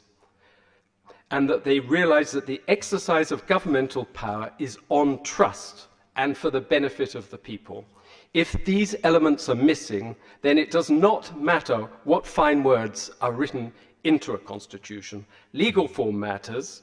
The UK can improve its legal form, but the UK, broadly speaking, has a very favourable social and cultural context in which to foster democracy. My take-home message is that it is the underlying cultural and social factors that are the determinants of whether a democracy flourishes or not. Ladies and gentlemen, thank you very much. Thank you very much, Professor Payne. That was a very short and conclusive version of the UK Constitution and democracy within roughly 15-20 minutes, and that's very fruitful. You guide us through all the challenges, the success, and the threats, as well as many other aspects of the United Kingdom Constitution, as well as democracy. We've learned that in the UK, you have the hybrid democracy, which is a very unique system. However, that system might be shared also in other countries around the world, in which there is a strong concept of the crown. And in that strong concept of the crown, there is what we call the constitutional monarchy as a system. And within that system, many people might understand that the Queen in England is only the symbol of the country. However, Professor Payne has pointed out clearly that the Queen is actual head of state, and there are real powers in the Queen vested in her. Though it might be a mixture of the medieval monarchy in a modern democracy, however, the ultimate prerogative is still vested in the Queen, in the Parliament. That is a tripartite system, and not only unique to the United Kingdom. However, there are some criteria that is joining uniqueness, not only in the UK, however, around the world. A very fine line is that corruption is a very threat to democracy. However, in the UK, there is one branch that is, to Professor Payne's word, unbribable, which is the judiciary. So in any country, if the judiciary is bribable, that is also the very problem of democracy. The United Kingdom, as well as many other countries, has challenges. However, as Professor Payne pointed out, successes are also there. So let's shift from the UK now to a country closer to us, which is Bhutan, and see democracy in Bhutan and the success in the first decade. And we'll see that young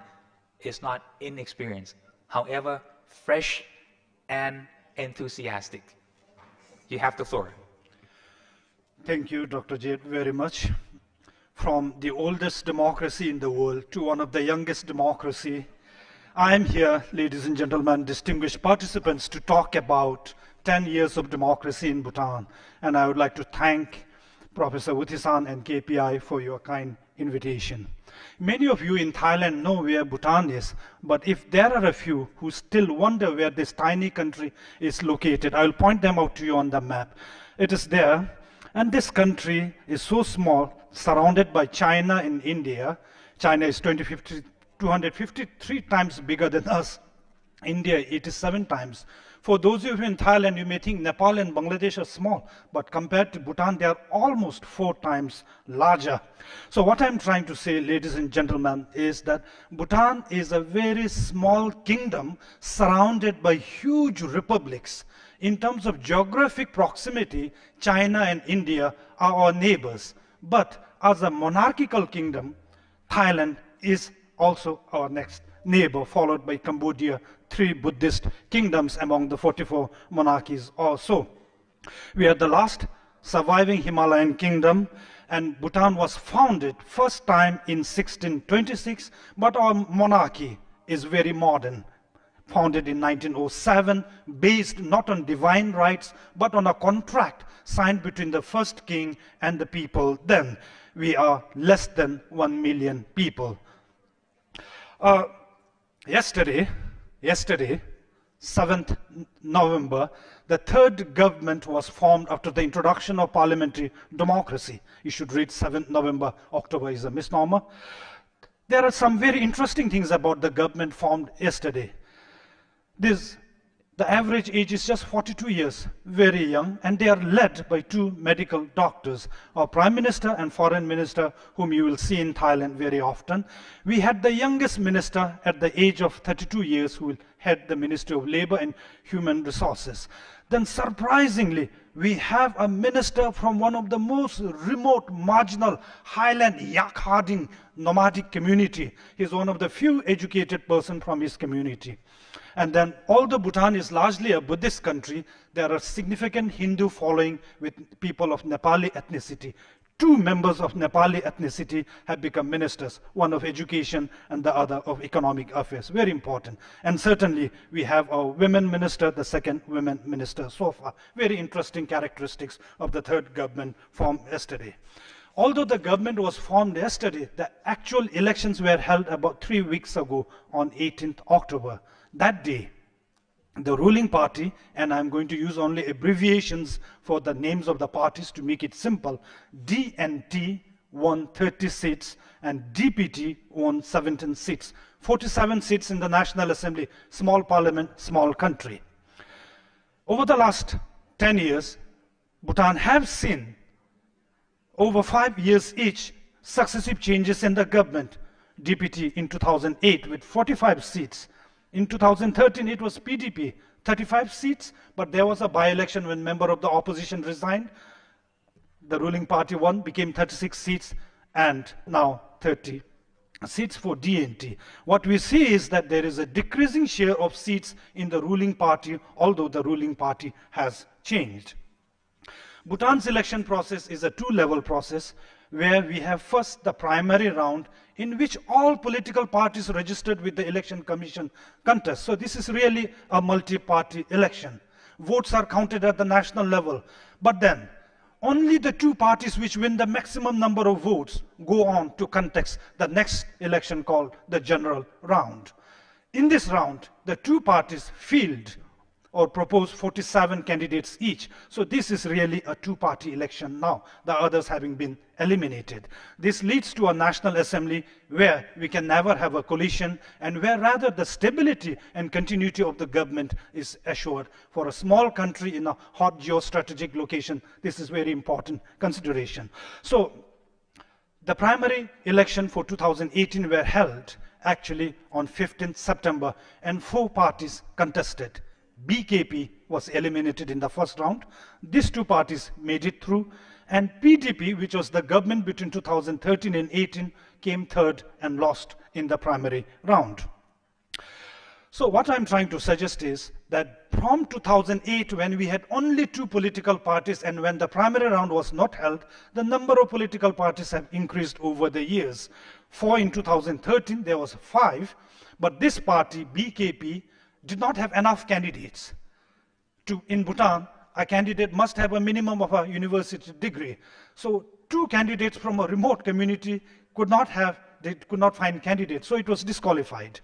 Then in 2018, the number of parties actually increased. But then there were another 2 parties which did not meet certain criteria, and they too were disqualified. But the fact remains that participation in the political process is increasing. That's my point. The voter turnout is again very interesting. I'm looking at 2 parliament houses, National Council and Assembly. In the council, from 2008 to 2018, you can see gradual but steady increases. In the National Assembly, as I said, in 2008, because there were only 2 parties, we did not have the primary round, but an increase between 13 and 18. In the general round, 80% in 2008, 66 in 2013, that was really bad for us. This time, 71%. What you see is people tend to vote more for National Assembly than Council. People tend to vote more for general elections than the primary round. The Parliament of Bhutan, as I just hinted, is not just of the National Assembly, where there are 47 members. It also consists of National Council, where I served for 10 years. It has 25 independent members. These members of the National Council can never belong to political party, whereas members of the National Assembly can never be independents, must belong to political parties. So 25 independents, 20 are directly elected by the people, they are not aristocrats. And 5 are appointed by His Majesty the King from distinguished personalities in the country, a total of 72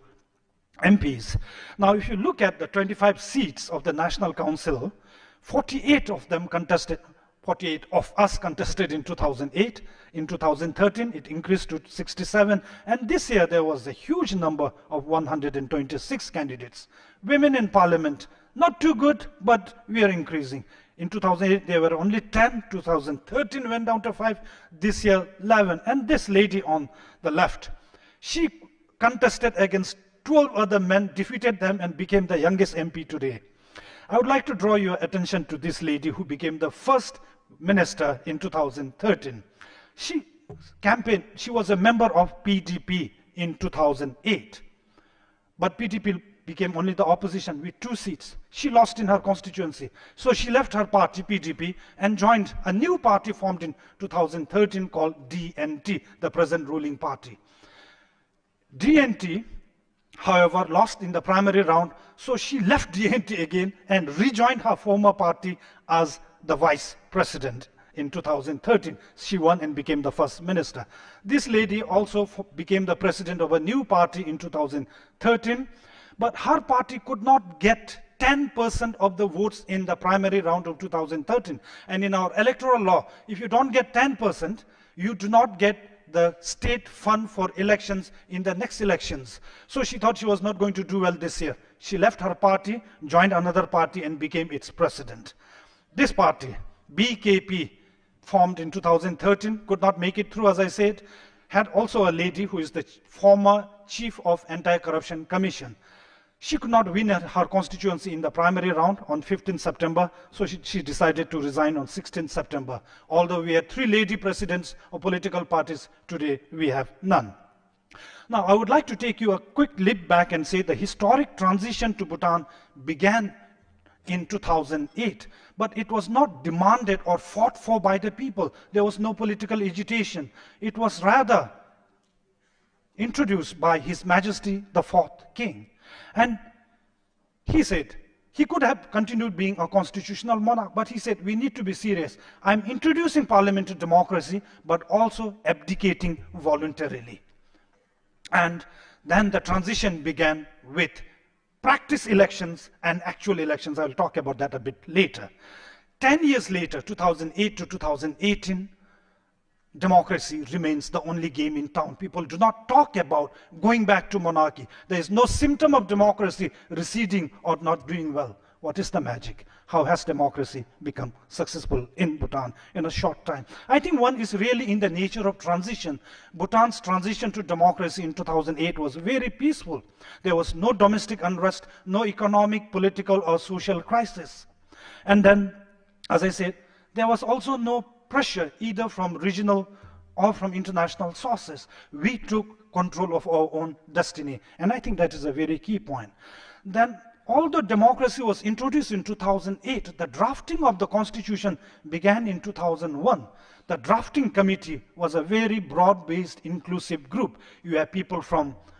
the government, from the monastic community, certainly from the people. They took over 5 years to draft the constitution. And when it was completed, a copy was distributed to every family in the country. People read through and they complained. The language is too tough. The language is too legalistic. And then the king said to the drafting committee, simplify it. So they took some time, simplified the language, recirculated it to every household. After that, the king and the crown prince, who is the present king, traveled throughout the country to discuss the constitution article by article, explained it to them, listened to people's concern, and took on their feedback. It was also posted online so that those who could not participate in those public discussions could give their comments. Then the king said, before we go to the actual elections, we must have practice. So the election commission was commanded to hold 2 rounds of nationwide practice elections in April and May 2007. And this introduced people to the idea of electronic voting machine, or complicated election procedure, and to the idea of political parties which did not exist in Bhutan so far. Election Commission created 4 fictitious parties called Yellow Party, Red Party, Blue Party, and Green Party. Each one have their own manifestos. But to say that we have had practice elections does not mean that Bhutanese people were not used to democracy or election. In fact, as far back as 1953, democratization, call it devolution, began by the establishment of a National Assembly. First, at the village level, democratization proceeded. When we established the former National Assembly, people learned to elect their representatives on a 3-year basis. There were campaigns, there were certainly no political parties or constitution. Then, maybe during the time of devolution in the United Kingdom or in India, local governments also started in Bhutan at the district level in 1981 and then at village level in 1991. What I'm suggesting, ladies and gentlemen, is that democratization was preceded by devolution and decentralization, preparing the village society first. When our kings thought that society is well prepared, he moved to the state institutions. So what did he do? In 1998, he stepped aside only to be the head of state. He said, now the National Assembly must elect the head of government. Although he nominated the candidates, it was the National Assembly who voted to endorse the candidates appointed by the king. So a semblance of executive accountability to the legislature began then. There was a long-standing cabinet established in 1968. It was dissolved, and then the National Assembly was empowered to elect the new cabinet for a 5-year term, fixed term. Now I talk about electoral laws, a very strict one for reason of success of democracy in Bhutan. Candidates must really have clean records. If this is a full-time job, you cannot have business license. If you have, you cannot even qualify to be a candidate. If you obtain licenses, you will be removed from office. When you file in your nomination, you should not have any taxes in areas. You should have paid all your taxes. Otherwise, you're off the list. And certainly, if you have been criminal records, you certainly cannot stand. And after becoming an MP, if you indulge in corrupt practices, there is no immunity from prosecution. You will be prosecuted and removed. Independence of institutions. When I talk about institutions, it's constitutional offices, the judiciary, non-bribable, and the media. I'll just give you an example. This newspaper called The Bhutanese in 2009 did an investigative story whereby the former speaker and the home minister have been found to engage in certain land scam before 2008. And the Prime Minister said, this was before 2008. They did nothing wrong. So he invited the Anti-Corruption Commission to investigate them, believing in their innocence. However, ACC found that there was a serious case of land scam, prosecuted them, and then the court sentenced them. The result, in 2013, they could not recontest. Now they don't contest because they have crossed the age bar of 65 years. If you are 65 in Bhutan, you cannot recontest. That's not just for the MPs. Our king would also leave office when he is 65, constitutionally provided for. Finally, the success of democracy also largely depends on the commitment of His Majesty the King to democracy. When he came to the throne in 2006, he said, I must ensure that the constitution and democracy granted by His Majesty, the fourth king, his father, is established well and they continue to benefit our country. Then during the formal coronation, he made it quite clear that henceforth it is his sacred duty to ensure the success of new democracy so that it will serve to fulfill the aspirations of people always. Remaining above politics, not interfering in political and electoral process, he not only symbolized the nation, but provides the vision and leadership necessary with commitment to ensure democracy succeeds in Bhutan. Honorable Secretary General, Community of KPI, and certainly Chairperson, I thank you for your attention. And my conclusion, just in summary, is that Bhutan's democracy is not without its challenges. I do not think I have time to talk about it. But so far it has been successful because of the peaceful and inclusive nature of the transition and democratization process, a democratic political culture both at the village and state level before 2008, very strict electoral laws, and our adherence to rule of law and constitutionalism, the independence of the institutions, and His Majesty's leadership and commitment to democracy. Thank you. Thank you very much, Dr. Kinga. That was very delightful and such fascinating. Last surviving Himalayan kingdom, right? Neighbored by China and India, which are the largest democracy and socialist countries in the world, consisting of almost more than half of the world population. Locating in between these two big countries is Bhutan, which is a country in which democracy has just been introduced to the country within the last decade. And this country just had the current government being established yesterday with the primary and the general rounds of election, which is the two-round election. Dr. Kinga said there is no coalition possible. There will only be a two-party being in the parliament. And in the National Assembly, which is the lower house, there will only be political parties member. In the upper house, which is the National Council, there will be no political party because it's only for independent people. The way in which Bhutan draft their constitution is the ideal comes true of constitution and democracy, especially the participatory process that the whole country had been able to participate. And the ingredients of success of democracy in Bhutan is peaceful transition, inclusive process, practice, steady and gradual democratization, strict laws, and independent of the institution, as well as the last very important ingredient is the king's commitment. This is Bhutan, and next we will hear from the largest democracy country in our global arena, which is India. Please take the floor. Thank you. Good afternoon. It's my pleasure here to follow my neighbor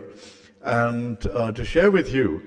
insights from the world's largest democracy. Basically, if you think about what lessons we can learn from India's experience with democracy, the very first comes from the very fact that India has been a successful democracy for more than 70 years. If you look at the countries that became democracies after the end of colonial rule, mostly after in the late 1940s, after World War II,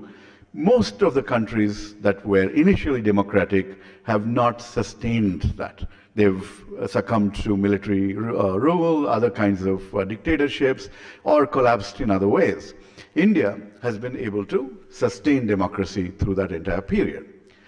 However, the conditions for democracy would not have predicted that this success was ordained. If you look at India in 1947, we were an extremely poor country. We were a largely illiterate country. We have tremendous diversity in terms of language, ethnicity, a whole bunch of other factors. And we were formed in the middle of bloodshed when religious conflict resulted in the division of historic India, the subcontinent, into India and Pakistan, and the migration of peoples from one side to the other resulted in the loss of more than a few million people in our own Holocaust. Anyway, so that is the kind of,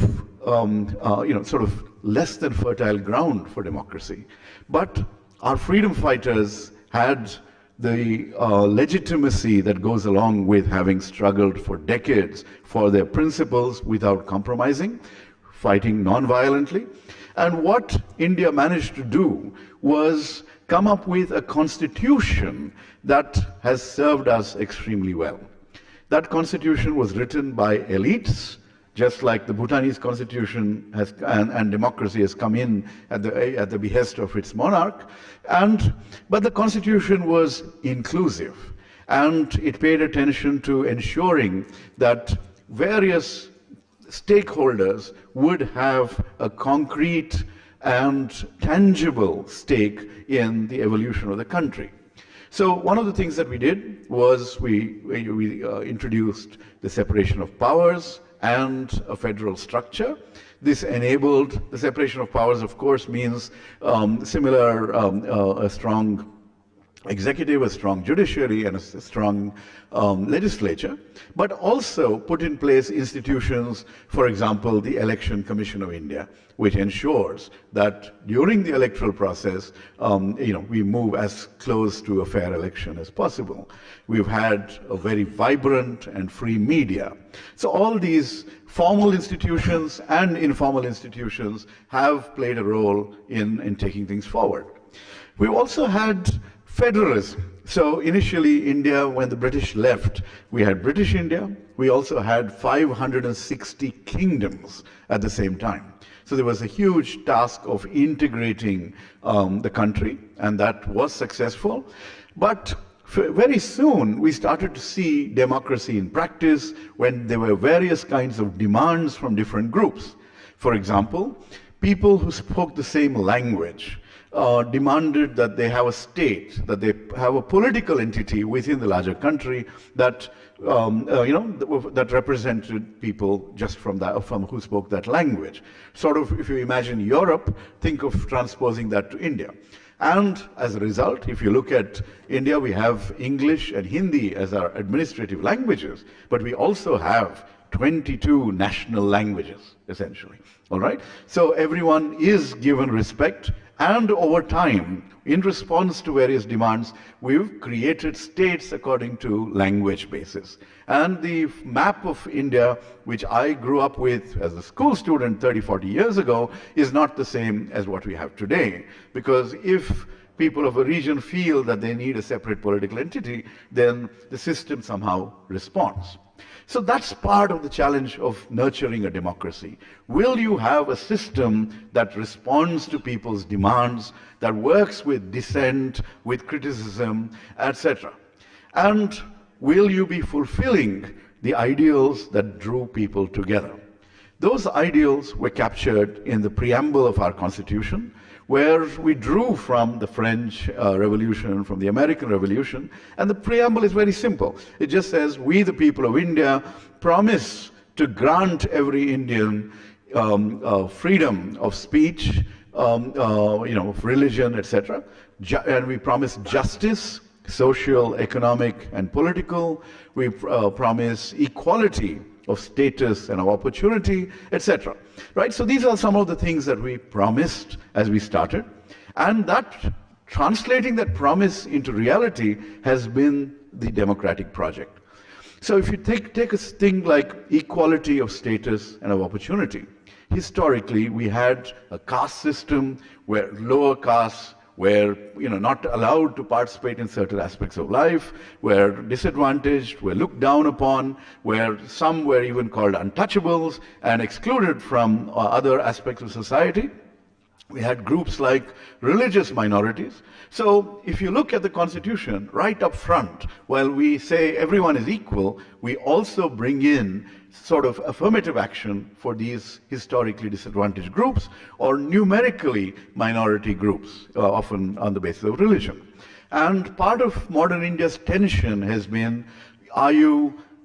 giving too much away? You know, those who feel that they did not get the benefits of affirmative action counter by arguing that too much is being given away and minorities are being appeased, you know, things like that. And actually, that is part of the political tension that we see today. When we think about equality, we would like to see equality on gender, men and women. We have just, 10 to 15% of parliament who are members who are women. But recently, there is a huge uprising in the southwestern state of Kerala because the Supreme Court ruled that a temple had to open its doors to menstruating women who had been excluded all these years. And so there's a huge agitation on the ground there with a lot of people saying this is, this goes against the spirit of the god whose temple it is. So this is a sort of conflict that that animates modern India. Our liberal ideas of equality versus traditional notions of what is right or wrong in certain contexts. Now,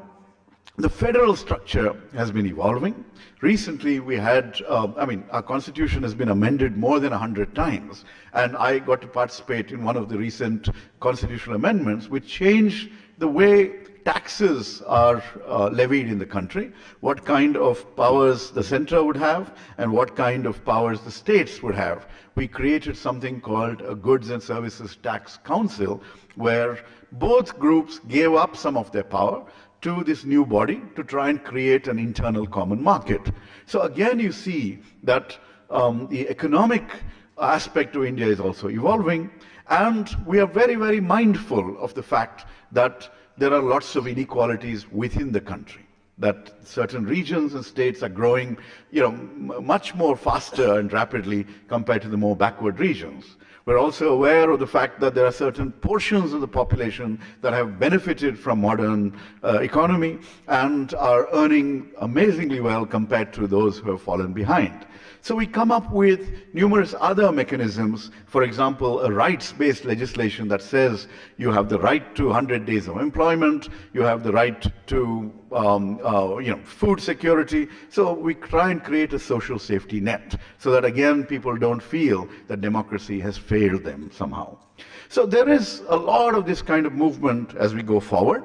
We've decentralized and devolved power through what is called Panchayati Raj, allowing for local self-government. And in that local self-government, where we rule, where people rule themselves at the village level and upwards, we have 50% reservations for women. And we also have very aggressive reservations for people from various socio-economic backgrounds. So that's part of the story of trying to ensure that people feel that the system is working for them.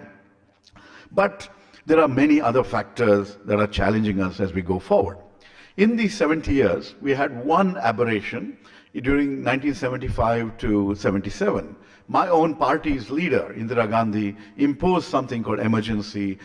suspended democracy, arrested opposition leaders, censored the press, etc. But within a couple of years, she brought in elections again and was defeated. And a new government came in. She came back in 1980. And so after that, nobody thinks about the emergency. But if you actually look at what's going on today, what Leena was talking about, the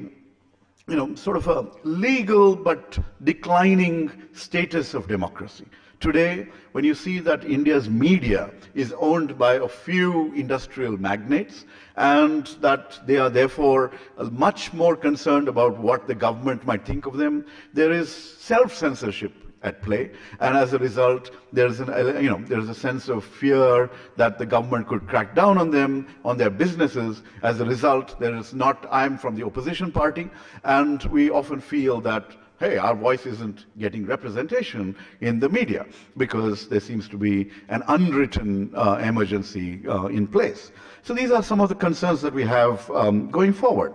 Recently, during our government, between 2004 to 2014, we gave more power to citizens through an act called the Right to Information Act, which ensures that any citizen can apply to the government and say, what did you do in this case and why, right? And that information is shared with the public and allows the public to feel that there is transparency and a voice for even an individual citizen. So even institutions like these are being weakened as we go forward through legalistic methods, and that's not very healthy. Recently, we had a situation where 4 judges of the Supreme Court held a press conference saying democracy is in danger, their own institution is not running well, and a few years ago there was a lawyer who made a statement in the court saying that he had evidence that 10 of the last 20 Supreme Court Chief Justices were corrupt, right? So there is this concern about legitimacy, right? People need to feel that democracy is living up to its ideals, or if there is corruption, if each institution is being eaten away by people behaving in a manner counter to the theory, then you start to see a decline. You start to see in some parts of India, people taking to guns and violence, saying, we want no part of this, right? So this is something that is a matter of, so democracy is something that you have to keep nurturing as you go along. And unfortunately, we do have tendencies for political parties to turn to emotive issues like religion and identity in their political mobilization, which can actually hurt, which can give electoral dividends, but which will hurt the ability of minorities and others to feel that they have a stake and that they are included in the overall system.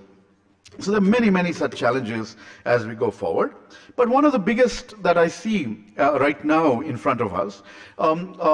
before I wanted to say this right up front, one of the other things that has made Indian democracy work very well is that the armed forces have been under strict civilian control, right? I'm just making that statement and leaving it there, but the basic point is that there are lessons from that as well.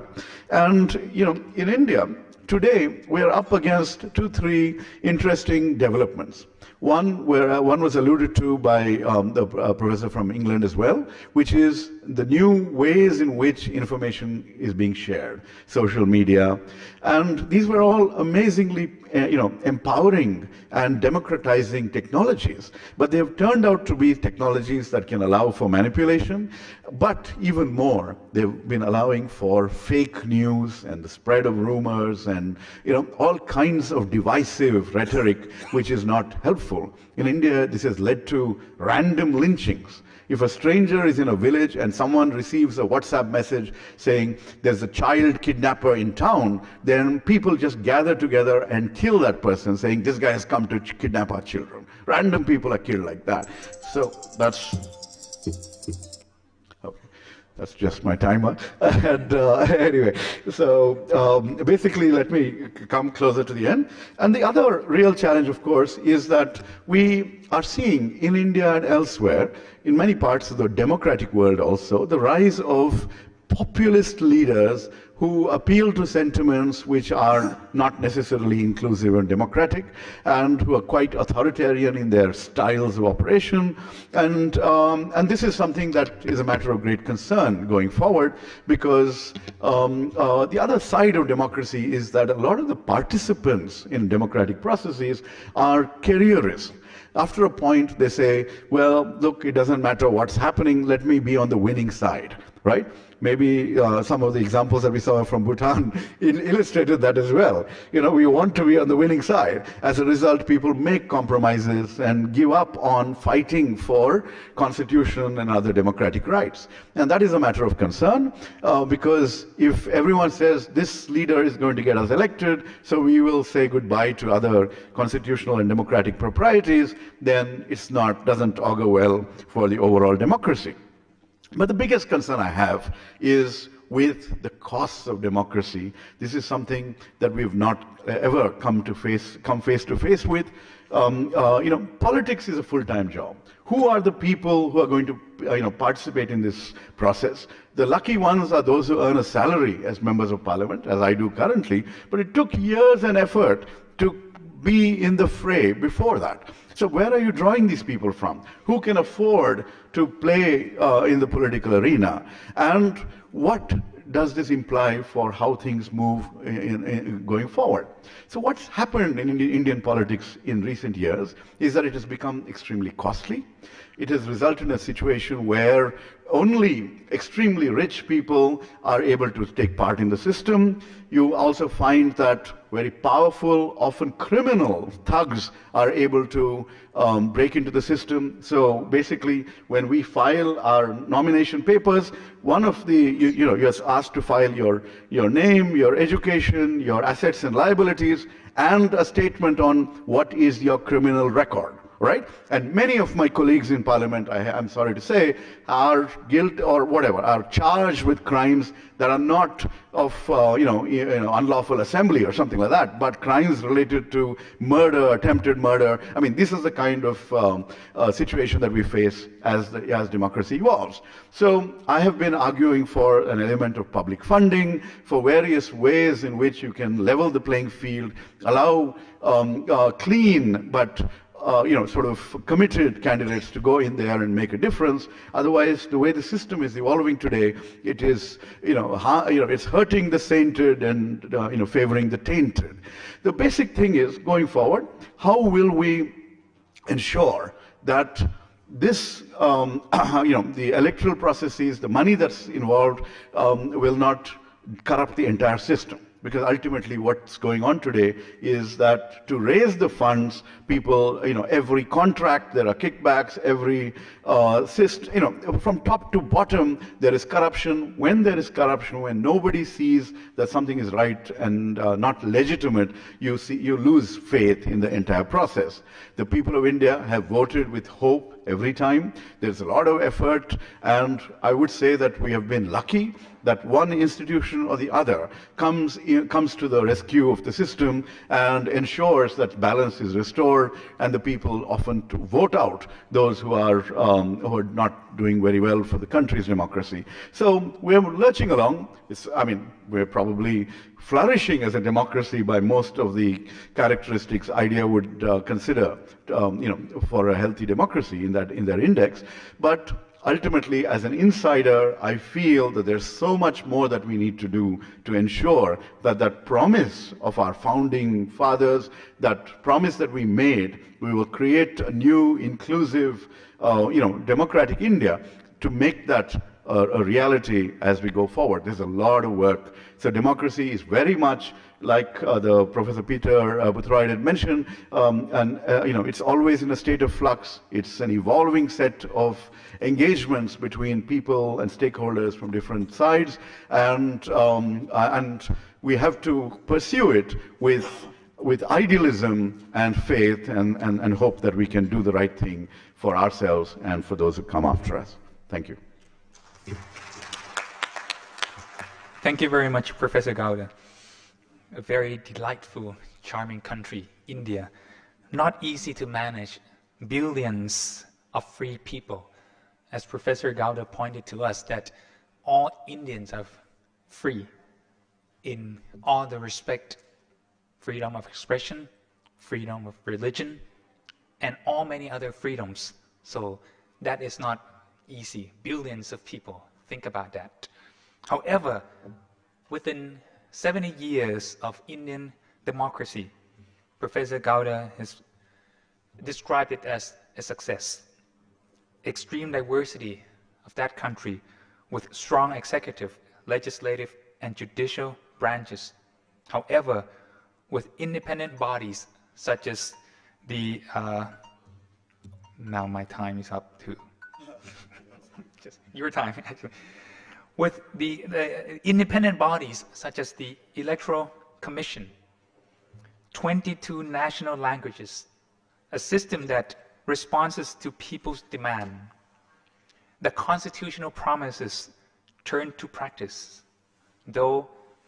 amended more than 100 times. Lots of Thai people is happy to hear that, because our constitution was complained by a whole bunch of people that we amended our constitution 20 times. So are you happy to hear that the Indian constitution was amended 100 times? But within that 100 times, there's always development. There's always more impressive features being embedded into the constitution. Some astonishing statistic pointed out by Professor Gowda: 10 out of 20 Supreme Court justices were corrupted. I don't think this is a true statistic. Maybe it's just an allegation. So that number cannot be, and I believe, knowing a country like India, it cannot be that bad. One other very fascinating feature is the armed force is under strict civilian control.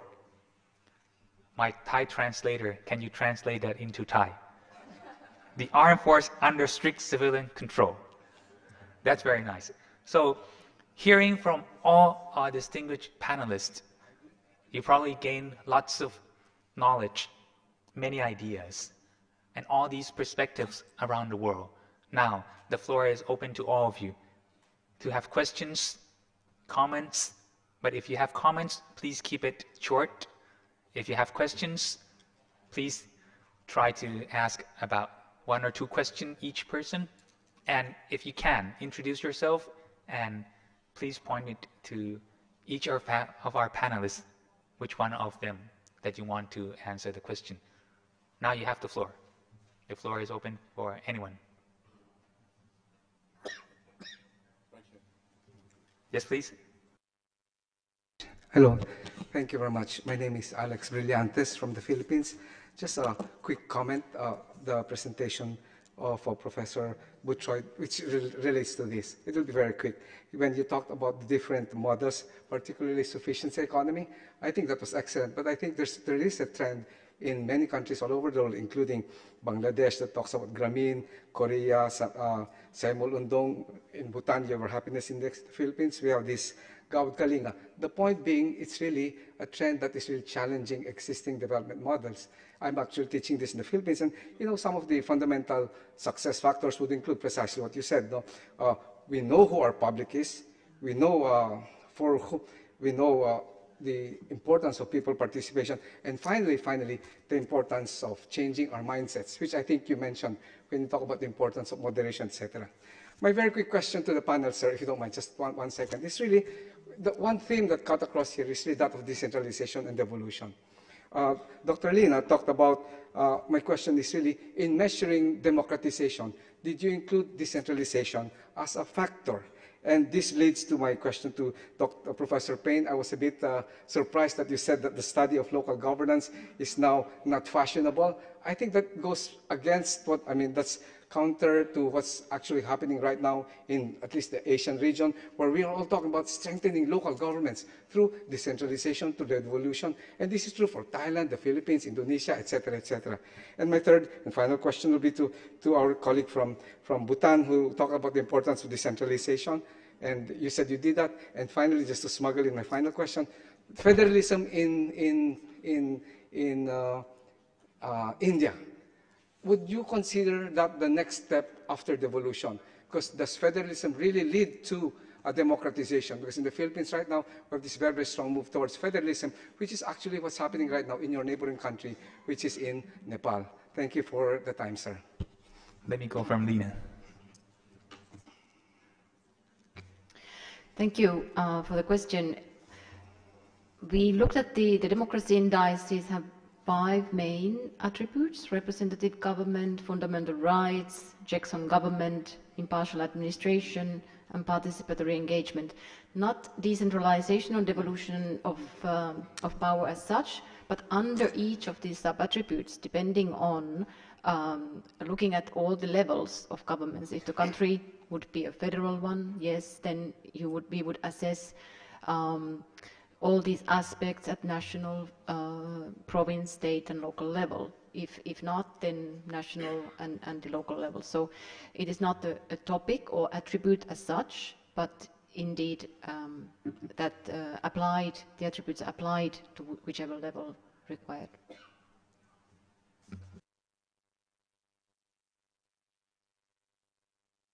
Thank you for your question. My point about local government falling out of fashion to study was really because it mirrors, in a way, the decline of local government. Clearly there is local government, and much of it effective, but in the UK, but nonetheless it has been weakened, partly by the actions of Margaret Thatcher and partly by financial constraints. And my point really was that local government is very important for the flourishing of democracy. What in the UK has happened is that there have been put in place a number of mayors. So where there was a Greater London Council, we now have a rather weak body with a Mayor of London. And this turn to presidential-style politics with what is demonstrably a certain vulgar populism in some of the previous mayors of London is bad news. So I'm delighted to hear that local government is flourishing in Asia. Thank you, sir. I was not exactly sure what your question was. If you are not satisfied with my response, we can chat over. But let me try to begin by saying that in Bhutan,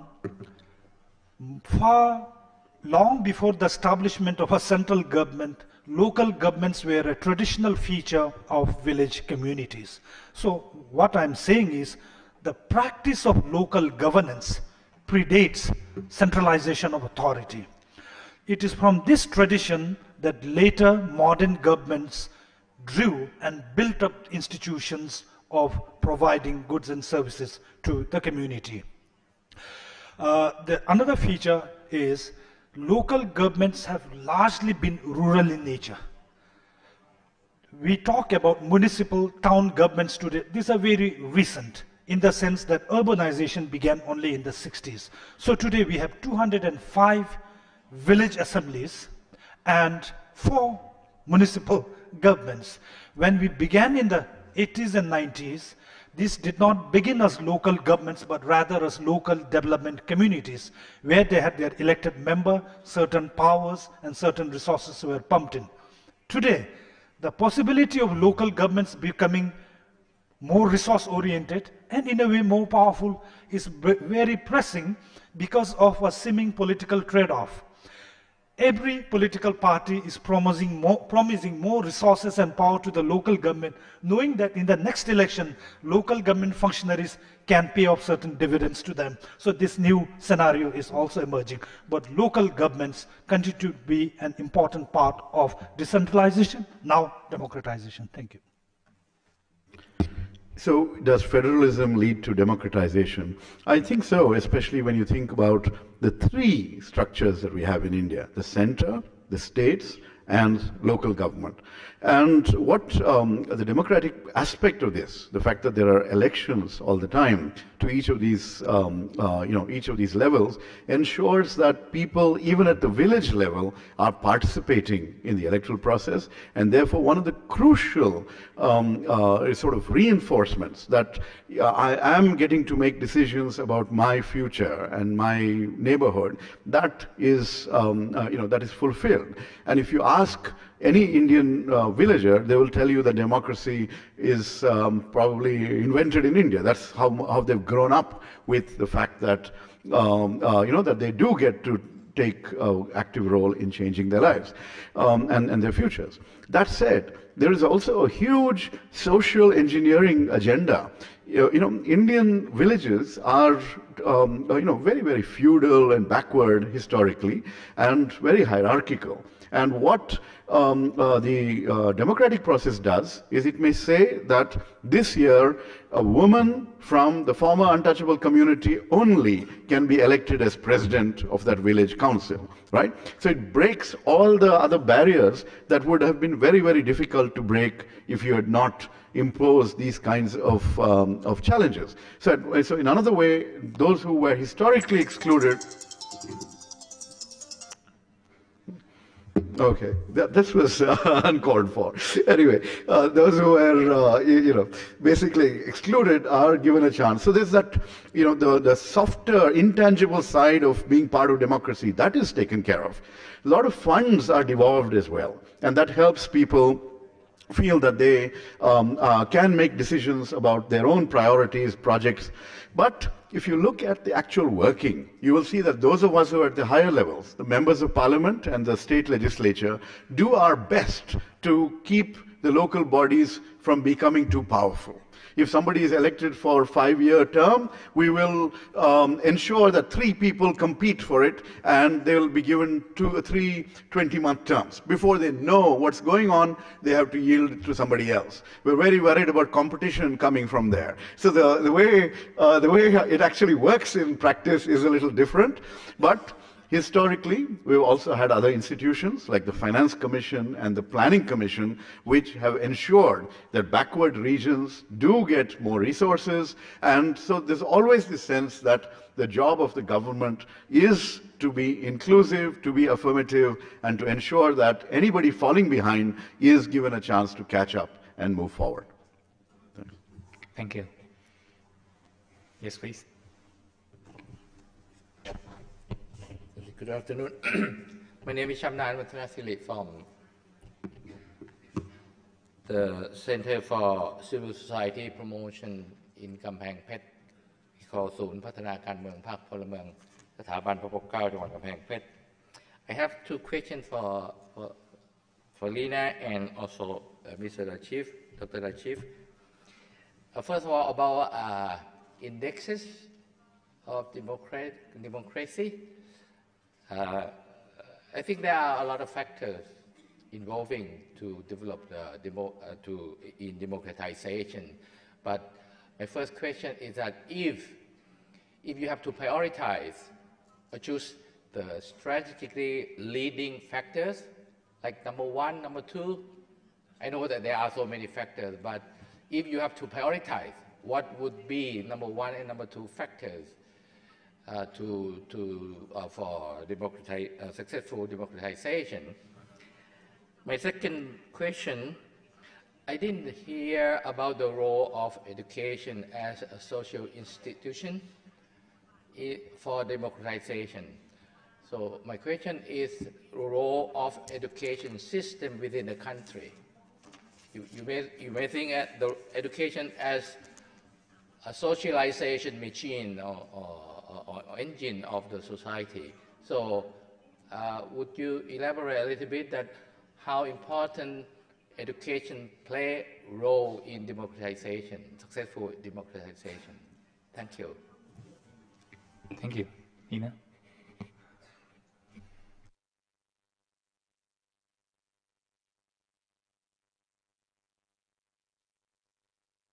Two factors, democratization. Yeah, well, we don't prioritize in a sense of saying that which aspect of the attributes is more important than the other. Is it representative government or checks on or fundamental rights or participatory engagement? We don't make that as institute or as organization. We don't make that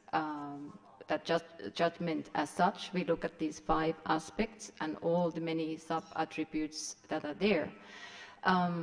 But if you ask me personally, I would say perhaps there are 2, which is one is the state building or ensuring that the institutions are strong, and the second one is the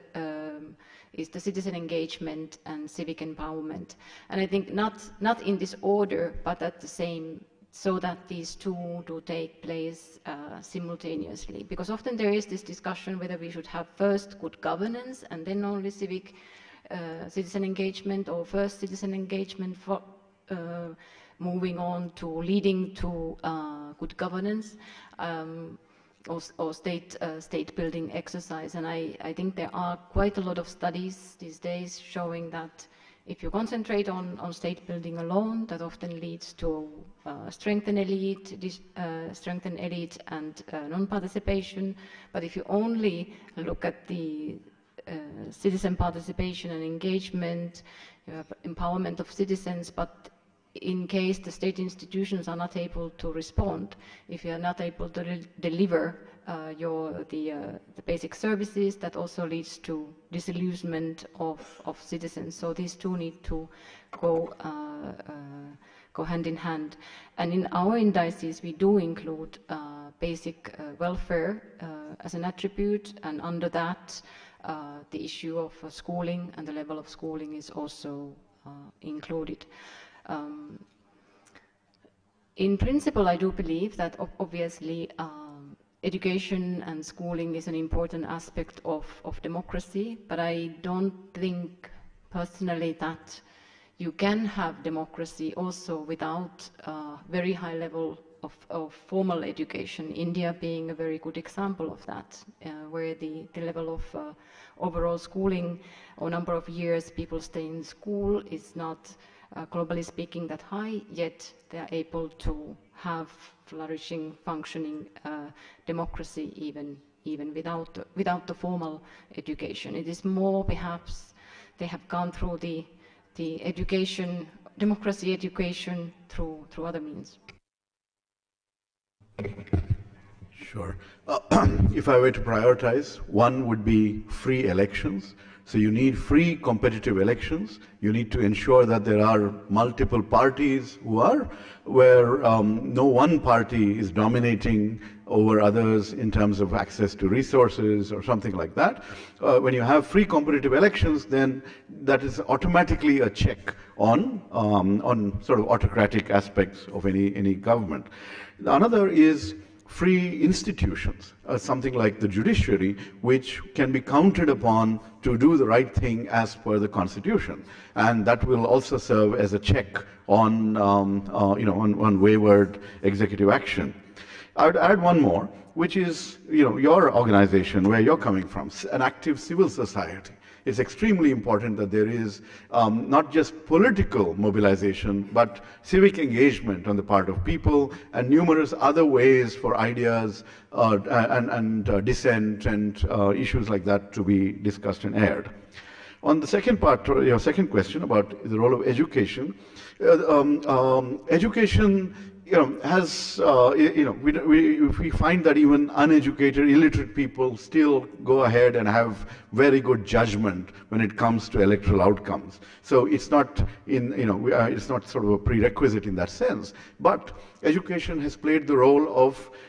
creating, there's scholars who argue that India is also a state nation. We have created an India, and that may have been created by, all of us cheering for the same cricket team, watching movies in Hindi which unite the country in some other way, or learning in school about our history, our freedom movement, and various other symbols and activities that make us Indian over our own other identities. But where I feel that we're somewhat failing in the education system is in teaching people the values of compassion, inclusion. When we talk about groups that have been historically disadvantaged, people who are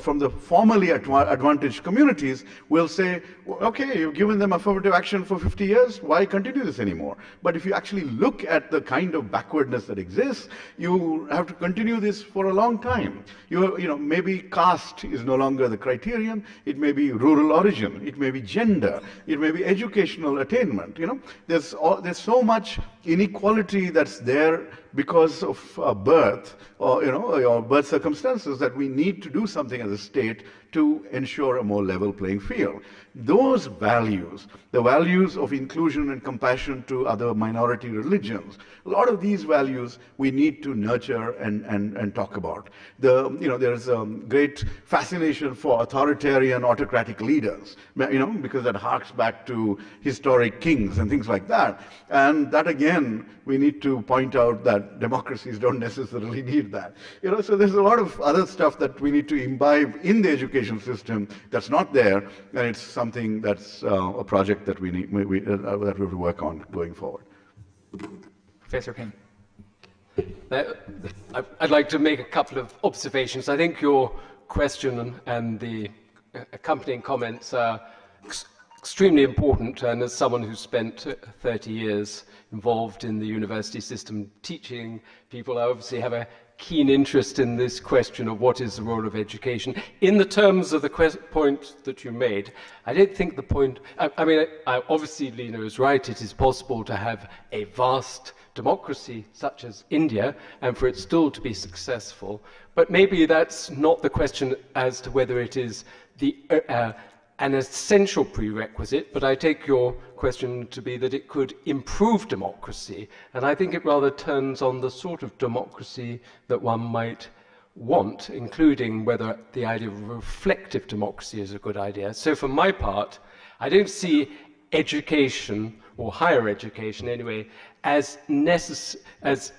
with a desirable objective of nation building, because it seems to me that that is a potential exercise in indoctrination. And certainly in the UK cultural context, it always used to be considered rather bad form, shall we say, to be nationalistic or to bang on about Britishness. But I do think that, and indeed that there wasn't a particular sense of being British. So I don't think education is needed for nation building. But where I think education can be absolutely vital, and in terms of what one is trying to do in a university, is to promote people to understand a rational argument, and for them to require evidence in arguments, and also to make them develop a sense of trying to understand other people's points of views. And I think those qualities are very valuable in enhancing democracy. Thank you. Gentlemen, your two questions are actually very academic and very researchable. So it left me no more room to give any other questions, sadly speaking. However, because of the two questions, our panelists were able to participate and give very fruitful comments and answers. So I think that should be enough for us to learn, to understand, and might be quite overwhelming for about an hour and a half or 2 hours to take all these information. However, I'm sure that with all these information given, you'll be able to advance to the other level of democracy in whichever country you're from. So, democracy from international perspective. Mrs.Leena Rikkila, Tamang, Director for the Asia and the Pacific Region, International Institute for Democracy and Electoral Assistant. Professor Sebastian Payne, President of the United Kingdom Constitutional Law Association. Dr. Sonam Kinga, former Chairperson, National Council, Parliament of Bhutan. And Professor M.V. Rajeev Gowda, member of the Rajya Sabha of the Republic of India. Please give your hands to them. Thank you very much. And a hand to our chair moderator as well, please. ครับขอบพระคุณท่านผู้ร่วมอภิปรายบนเวทีทุกท่านนะครับแล้วก็รองศาสตราจารย์ดร.เจษฎ โทนวณิกผู้ดำเนินการอภิปรายในช่วงนี้นะครับเพื่อเป็นเกียรติแก่วิทยากรขอเสียงปรบมือให้กับทุกท่านบนเวทีอีกครั้งหนึ่งครับค่ะสำหรับการประชุมวิชาการสถาบันพระปกเกล้าครั้งที่20ประจำปี2561ในวันแรกนี้นะคะได้เสร็จสิ้นลงแล้วนะคะในวันพรุ่งนี้เรายังมีกิจกรรมอีกหลายกิจกรรมที่น่าสนใจนะคะขออนุญาตแจ้งกำหนดการให้ทุกท่านทราบดังนี้ค่ะครับในวันพรุ่งนี้นะครับเราจะเริ่มลงทะเบียนกันตั้งแต่เวลา 8 นาฬิกาเป็นต้นไปจนถึง 9 นาฬิกานะครับหลังจากนั้นนะครับในเวลา 9 นาฬิกาจะเป็นเวทีการนำเสนอมุมมองของผู้ทรงคุณวุฒิและอภิปรายร่วมในเวทีเราเรียนรู้อะไรจากการขับเคลื่อนประชาธิปไตยที่ผ่านมาและเราจะร่วมเปลี่ยนผ่านประชาธิปไตยไทยไปด้วยกันได้อย่างไรโดยวิทยากรประกอบไปด้วยศาสตราจารย์ดร.สมบัติธรรมรงค์ธัญวงศ์อธิการบดีมหาวิทยาลัย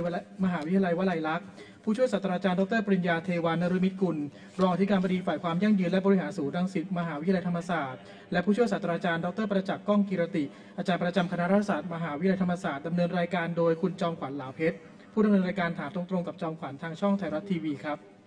ค่ะแล้วก็ในช่วงบ่ายนะคะก็จะมีการประชุมกลุ่มย่อย6กลุ่ม6ประเด็นด้วยกันนะคะท้ายที่สุดนี้นะคะก็ขออนุญาตส่งแบบประเมินนะคะแล้วก็ รับของที่ระลึกกันด้วยใช่แล้วนะครับก็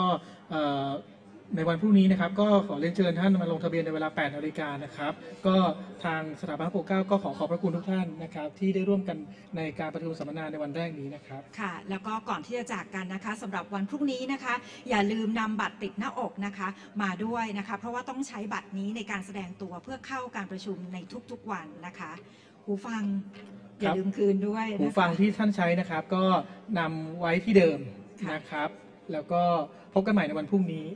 นะครับสวัสดีครับสวัสดีค่ะเรียนเชิญท่านผู้บริหารนะครับของสถาบันพระปกเกล้าร่วมกับท่านวิทยากรเวทีอภิปรายนะครับถ่ายภาพบนเวทีนะครับเรียนเชิญอาจารย์เจตนะครับ